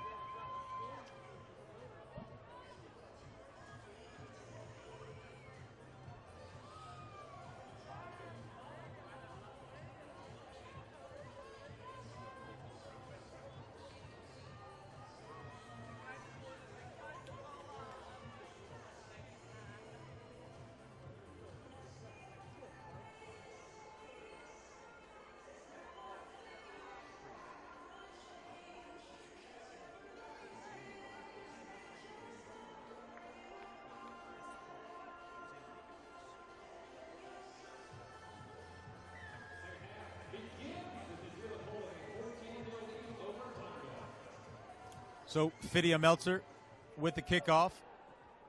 Great kick right into the hands. And out to Tiatia. And now Meltzer.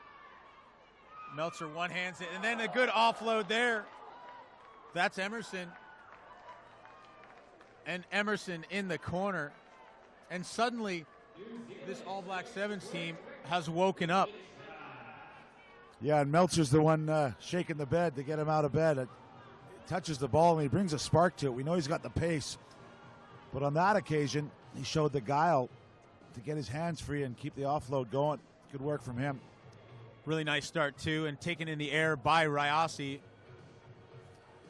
was just about to say, if you're Irish, you should be cheering for the Tongans because that points difference was right on the edge for New Zealand. But with that score, although the conversion won't be added, they're in pretty good territory now to claim that 8th spot.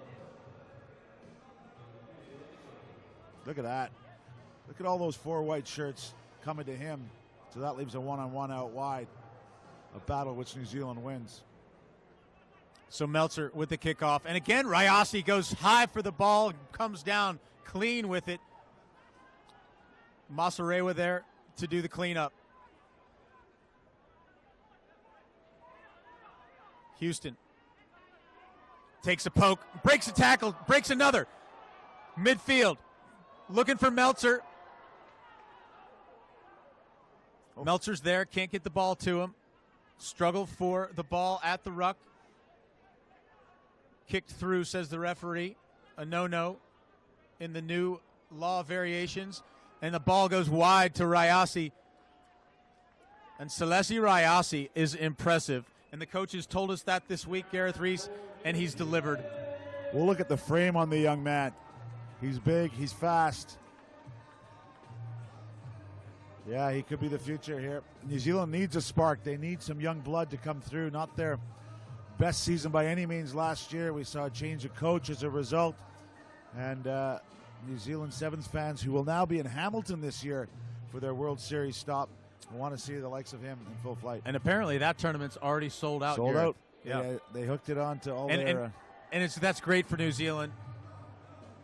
After a disappointing couple of years in Wellington, which used to be one of the biggest parties on the tour, unable to fill those seats in the cake tin, and so they shipped it along to Hamilton, and now it looks like the party is back on in New Zealand for that World Series stop. Speaking of World Series stops, Vegas. March, first weekend in March. If you haven't been to Vegas, you are missing one of the best parties in the country. Second to the fourth. It's a 3-day event, but it's a week-long gig. That pass is knocked forward. Yeah, it's such an important event. The USA Sevens, which used to be in California, has been in Vegas for several years. Great celebration not only of the game, but of all the people associated with all the relationships and all the culture around the game. And if you haven't been before, I encourage you to go. Yeah, you can get your tickets online right now.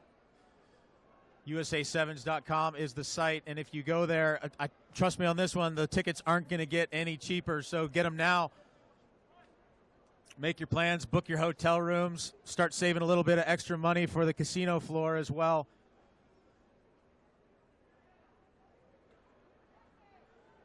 So it's Viega. Watokia with the ball.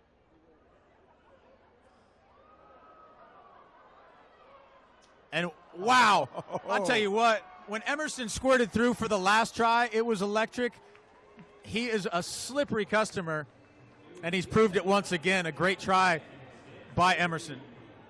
Well, New Zealand have found a little something here. Not only have they qualified for the final 8 here, by the looks of it, a couple of players are stepping up. We saw Rayasi, but Emerson as well, putting this team on their back a little bit, and that's what they're going to need to see tomorrow to advance into past the quarterfinals of the Silicon Valley Sevens.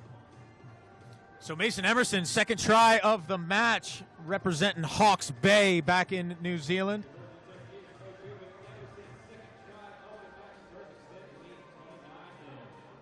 Players seem to be adjusting pretty well into this third pool match, and it took them all of 3 matches to get adjusted. But they seem to be playing with a little bit more swagger, Gareth.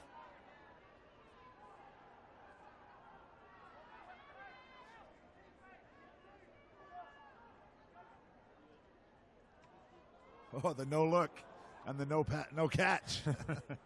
No look and no support. That's all right. You want your young players to try things, to express themselves. It's not always going to go right. It's a pretty good learning moment there, too. And that's another thing that the coaching staff said about Rayasi, I should say, is that every once in a while he'll throw a pass into nowhere, and he delivers. Looked like that tackle a little bit high. So penalty to Tonga. You'd like to see him get on the board at least for their efforts. This young squad out of Nuku'alofa. And the fend, really hard to fend off arms that are attached to 6'5" of frame. Referee deeming they didn't release the tackler there. Folks, remember, coming up, the United States in their last match, and they will play Chile. Both of those teams find themselves undefeated at this point. In fact, nobody has scored on Chile today. The way Chile's going, I wouldn't be surprised if they ruined the party for everyone here in the USA. Oh, there's Emerson, steps into the passing lane, and the intercept. I like the way Emerson plays, a little bit of attitude, and he's got the skills to back it up. There he is with the ball, ships it away. There's Jordan Highland. Oh, the big 1-2 punch from Highland, and he dishes it back inside. That's Jesse Houston. Houston looking for the goal line. Does he have the gas to get there? No, he doesn't, but his partner does. Jordan Highland starts the movement, ends the movement. Try for New Zealand. 0's on the clock, and another score for the men in black. Well, finally a convincing, a statement performance.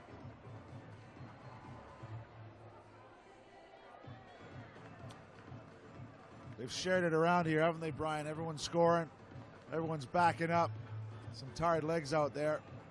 They kept going right to the end.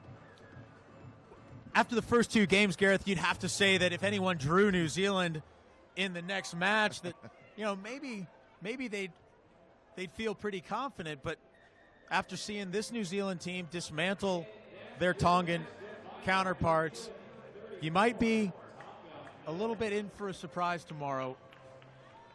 Yeah, I think so. Well, the South Sea Islands battle goes to New Zealand.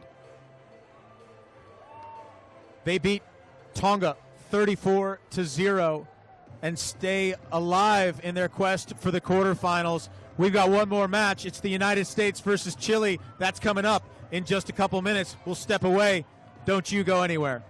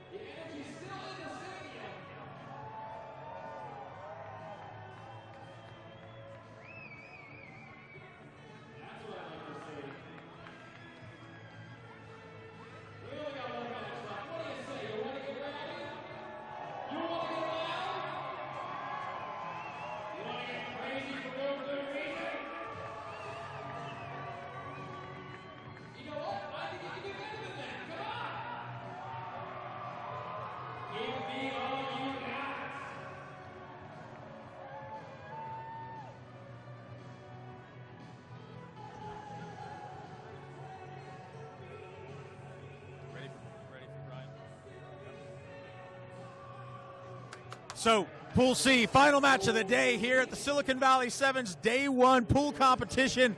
The United States face Chile, and you'll notice right now the number one spot in Pool C held by Chile. Winner of this match will win Pool C outright.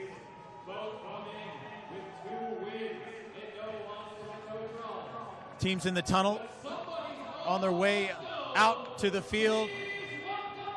There is Ben Pinkelman, who will lead this U.S. team onto the field for the last time today. The lineup for the United States: Pinkelman, Mattias, Welmers, Nua, Anufe, Thomasine, and Kayvon Williams. For Chile, it's the experienced prop Felipe Brangier, Pedro Vershai, Torrealba, Fernandez, Silva, Ros, and De Wits.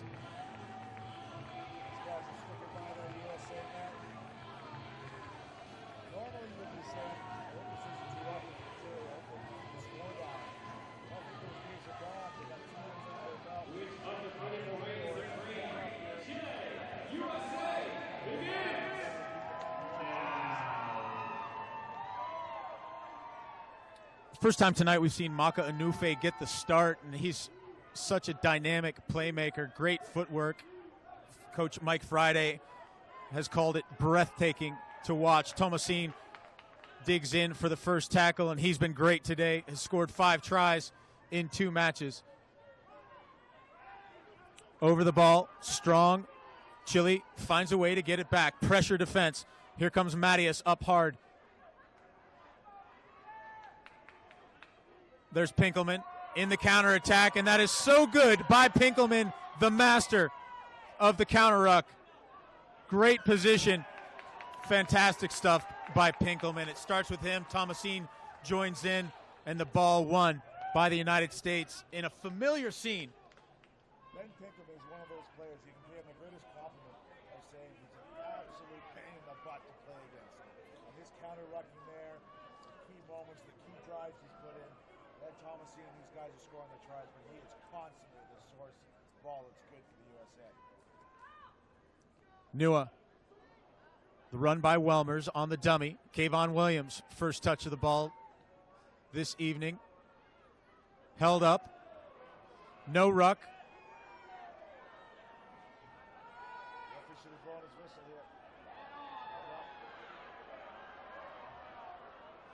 Chile does well to strip the ball from Kayvon Williams. Technically, there is no maul because the United States never joined it. Although it looked like Folau Nua was getting ready to. Knock on from the U.S. Chile with the feed.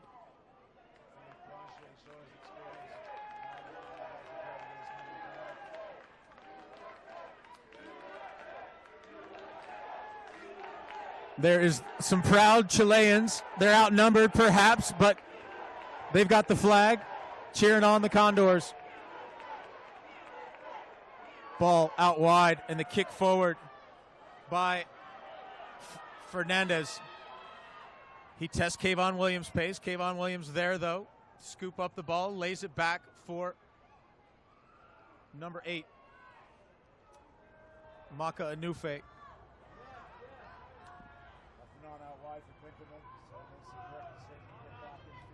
Thomasine. He's got Welmers on the corner. Over the top with the one-arm pass. Welmers tries to bust a tackle. Can't do it. Ball picked up. Offsides was the call against Chile. Pinkelman finds Nua. Kayvon Williams looking for space. Does he have the pace on the corner? Yeah, he does. Kayvon Williams is going to score one for the United States to bust it open.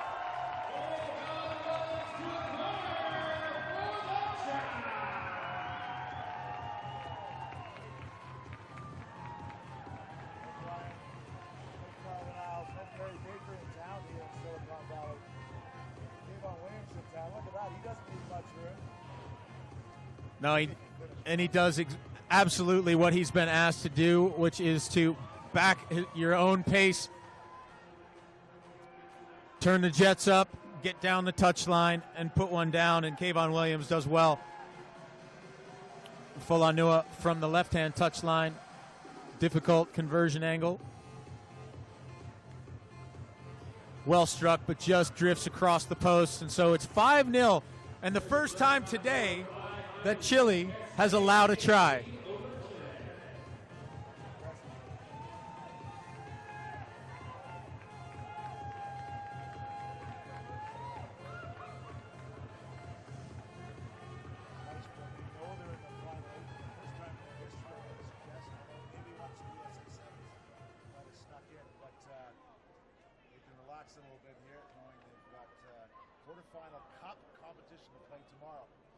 Great kick. Anufe just mistimes his jump. I guess who's disrupting the luck. Yeah, I guess he's wearing the number 2. And there's Maka Anufe. Dishes it off to Mattias. And Ryan Mattias. Back in San Diego. In the Olympic Training Center. Playing some 15s. He's about to go on the November tour. He is also a valuable sevens player, as witnessed Nua with the deuce.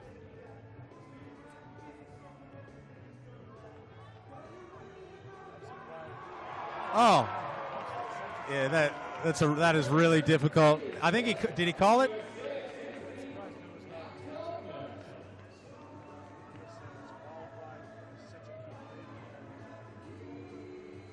We talked about this before. We saw Nua in the last game look a little bit maybe winded, and I think we kind of agreed at least that, or in part, that Friday needs to have Nua out there. There's not a whole lot of playmakers that can take his place. And maybe that's a reason to put someone else out there, is to maybe increase the depth of that role. Madison Hughes not here this weekend. Actually, he's here, but not playing. I always think that's a good sign. One of the true stars of the global game, actually helping his teammates out running water. So, Chile looking to bounce back. Great opening 2 matches for the Chileans. A historic win over New Zealand. And a great counter ruck. Hey, Gareth, would you believe it if I told you Ben Pinkelman just disrupted a ruck and won the ball for the United States? Kayvon Williams feeds Welmers. Interesting time to blow the whistle on the advantage. Looked like Welmers had just made his way into free territory there on the far touchline, but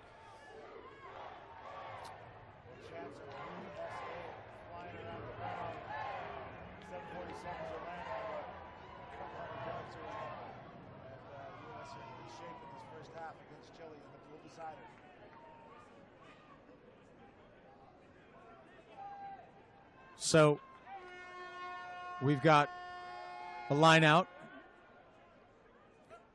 Just enough time for the line out. Welmers does well to tap it back.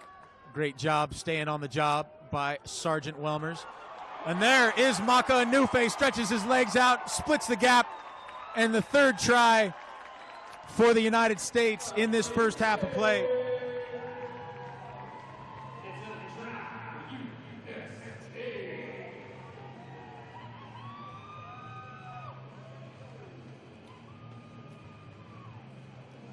First it's the focus of Welmers, and then the pass out to Anufe, and he gets the mismatch that he needs, and that's Brangier, and that's all he can do to try to get a hand on Maka Anufe, but Anufe just too much pace for the Chilean prop to contend with, and so at the break,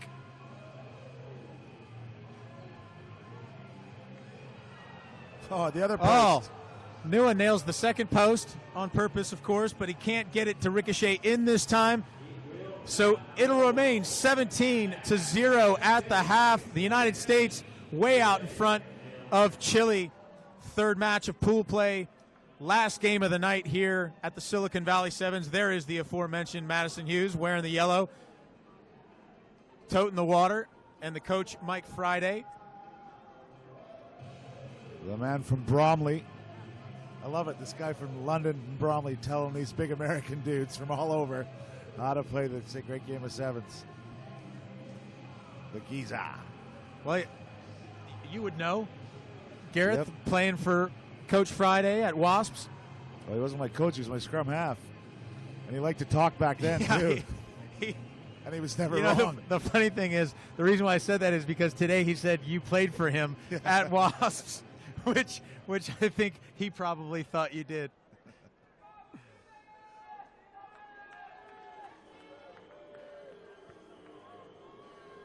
Edmundo Alfos, you see the animated Chilean coach. He just recently retired himself. He's done a great job. One of the great days in Chilean rugby here in San Jose today. And we talked about their demeanor in the hotel, and just these guys they're just made to have fun, and they've had a great time. And it all starts with their coach. Just happened to wake up this morning and beat New Zealand and Tonga. Yeah, exactly. This is not a bad day's work. Another day at the office. All right, so still 7 minutes left to play, and it's still not out of the question for Chile. They need to get on the board. Here's Torrealba wearing the number 4 for the Condors. And as you suggested, Folaunua takes off the headgear, and I'm assuming that means he's done for the night, Gareth. As does Pinkelman. So, left on the field, Kayvon Williams stays in. Welmers stays in. Joe Schrader is in. Thomasine, perhaps the senior leader out there.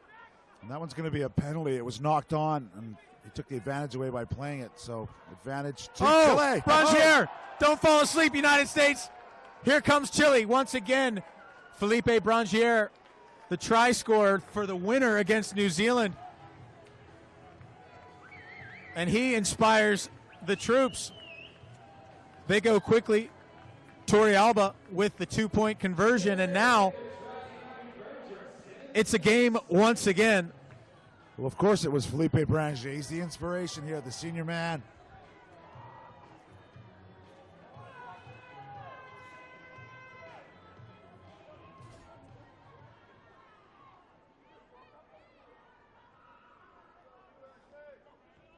Torrealba, the short kick, and won by Chile. Comes down to Ignacio Silva. He's got a break in front of him.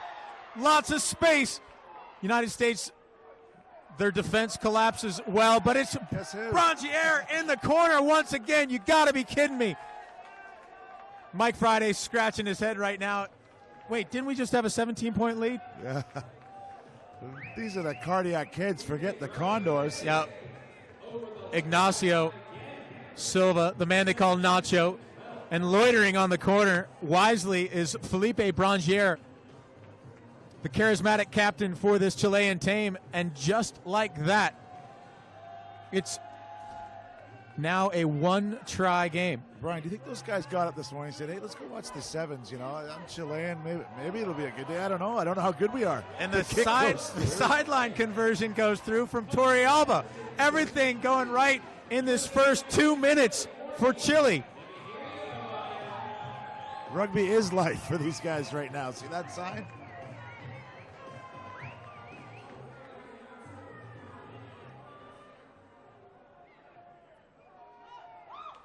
Thomasine fields the ball, so for the first time in the second half, it'll be touched by the Eagles. And there's Anufe.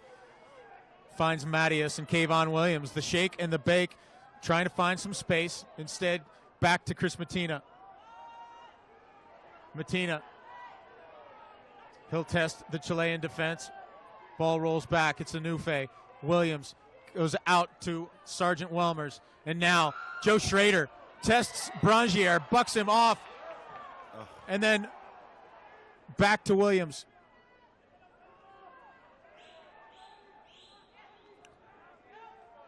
Mattias.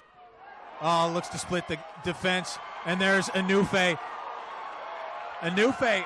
And Torrealba walks him down, but the footwork of Anufe, you got to be kidding me. The pirouette, and Torrealba says, I swear I had him in my grasp. Anufe dots one down for the United States to extend the lead once again. It's 22 points to 14. Well, Maka Anufe was dealing with Torrealba coming across. Torrealba had the pace, but how many times does he have to fend him off? Once here. And that didn't work. Better do it again. And then I better spin and step and hop. So good.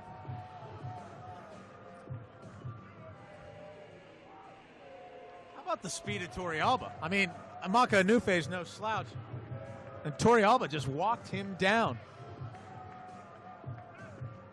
Mike Friday will be a little happier having made those subs.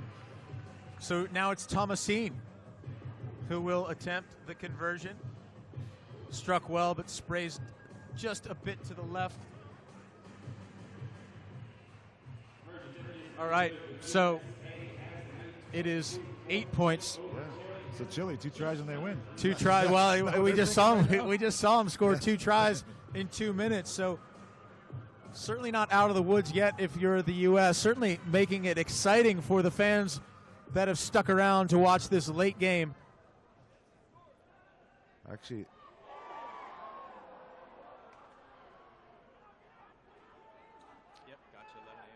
Chile gathering off that kickoff.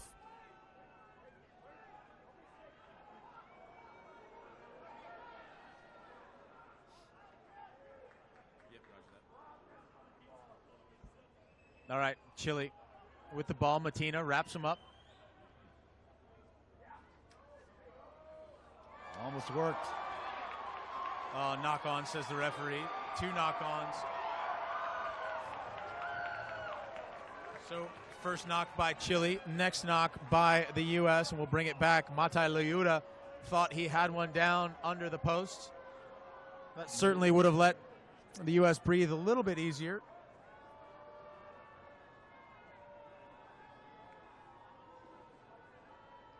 Bringing it back across the front for the United States. There's Schrader, Al-Jabori, and Matias.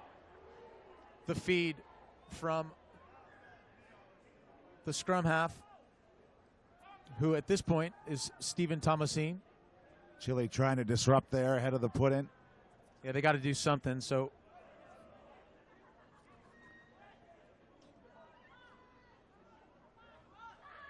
Thomasin digs it out. Takes it into contact. There's 4 defenders there for Chile.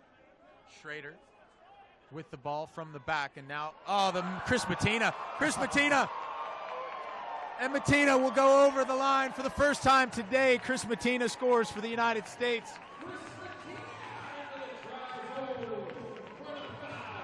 Well, it's the 2-foot stop, right, Head? Ball's going wide, just stop and check. And the Chilean cover was a little slow coming across. Lucas Westcott couldn't get there.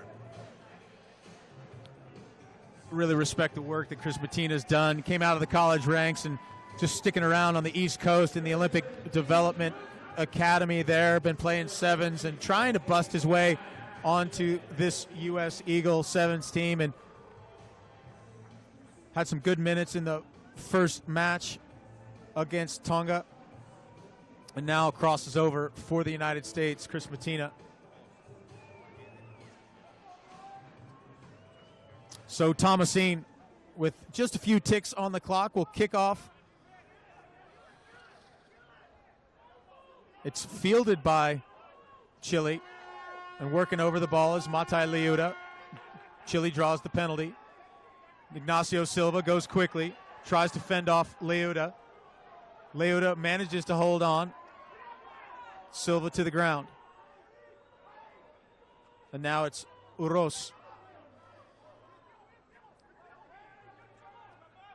Chile still playing.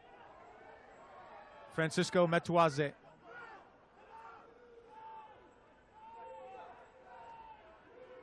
Lucas Westcott driving forward. Nice leg drive by Westcott. USA looking to disrupt. Thomasin does well to work over the ball and then through the ball and then frees it for Liuta. Oh, but it's just drifts forward. I was going to say, I got a funny feeling. I think I know how day one's going to end here. Yep, Chile scores. Yeah, Nicholas Garafulic, the sub for Chile. And look at the work by Stephen Thomasin. Just an absolute animal over the ball.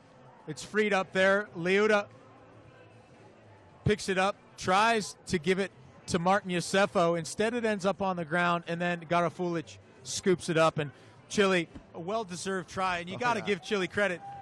The day that they've had today is one that they're going to remember for a very long time. Fantastic. Perhaps the most successful tournament that I've seen for the boys from South America. Equally, the USA Eagles with 3 wins. They'll be second in the pool for points difference behind Australia. Yep. But a great start here in the Silicon Valley. So 29-21 is the final score. The United States will win Pool C. And they will, as always, before this game, they were an automatic quarterfinalist. They finished the day second-ranked team behind Australia, who wins with 112-point positive differential. And so Australia, the USA, Samoa, Chile makes it in. Looks like Japan, England, Fiji somehow manages, after a rough start to Fiji's day, still in it. And New Zealand, after going 0-2. Somehow makes it in. Join us tomorrow. We start the action at 11 o'clock, day 2. It's the knockout rounds here at the Silicon Valley Sevens. We're at Avea Stadium in San Jose. Come on back tomorrow. More action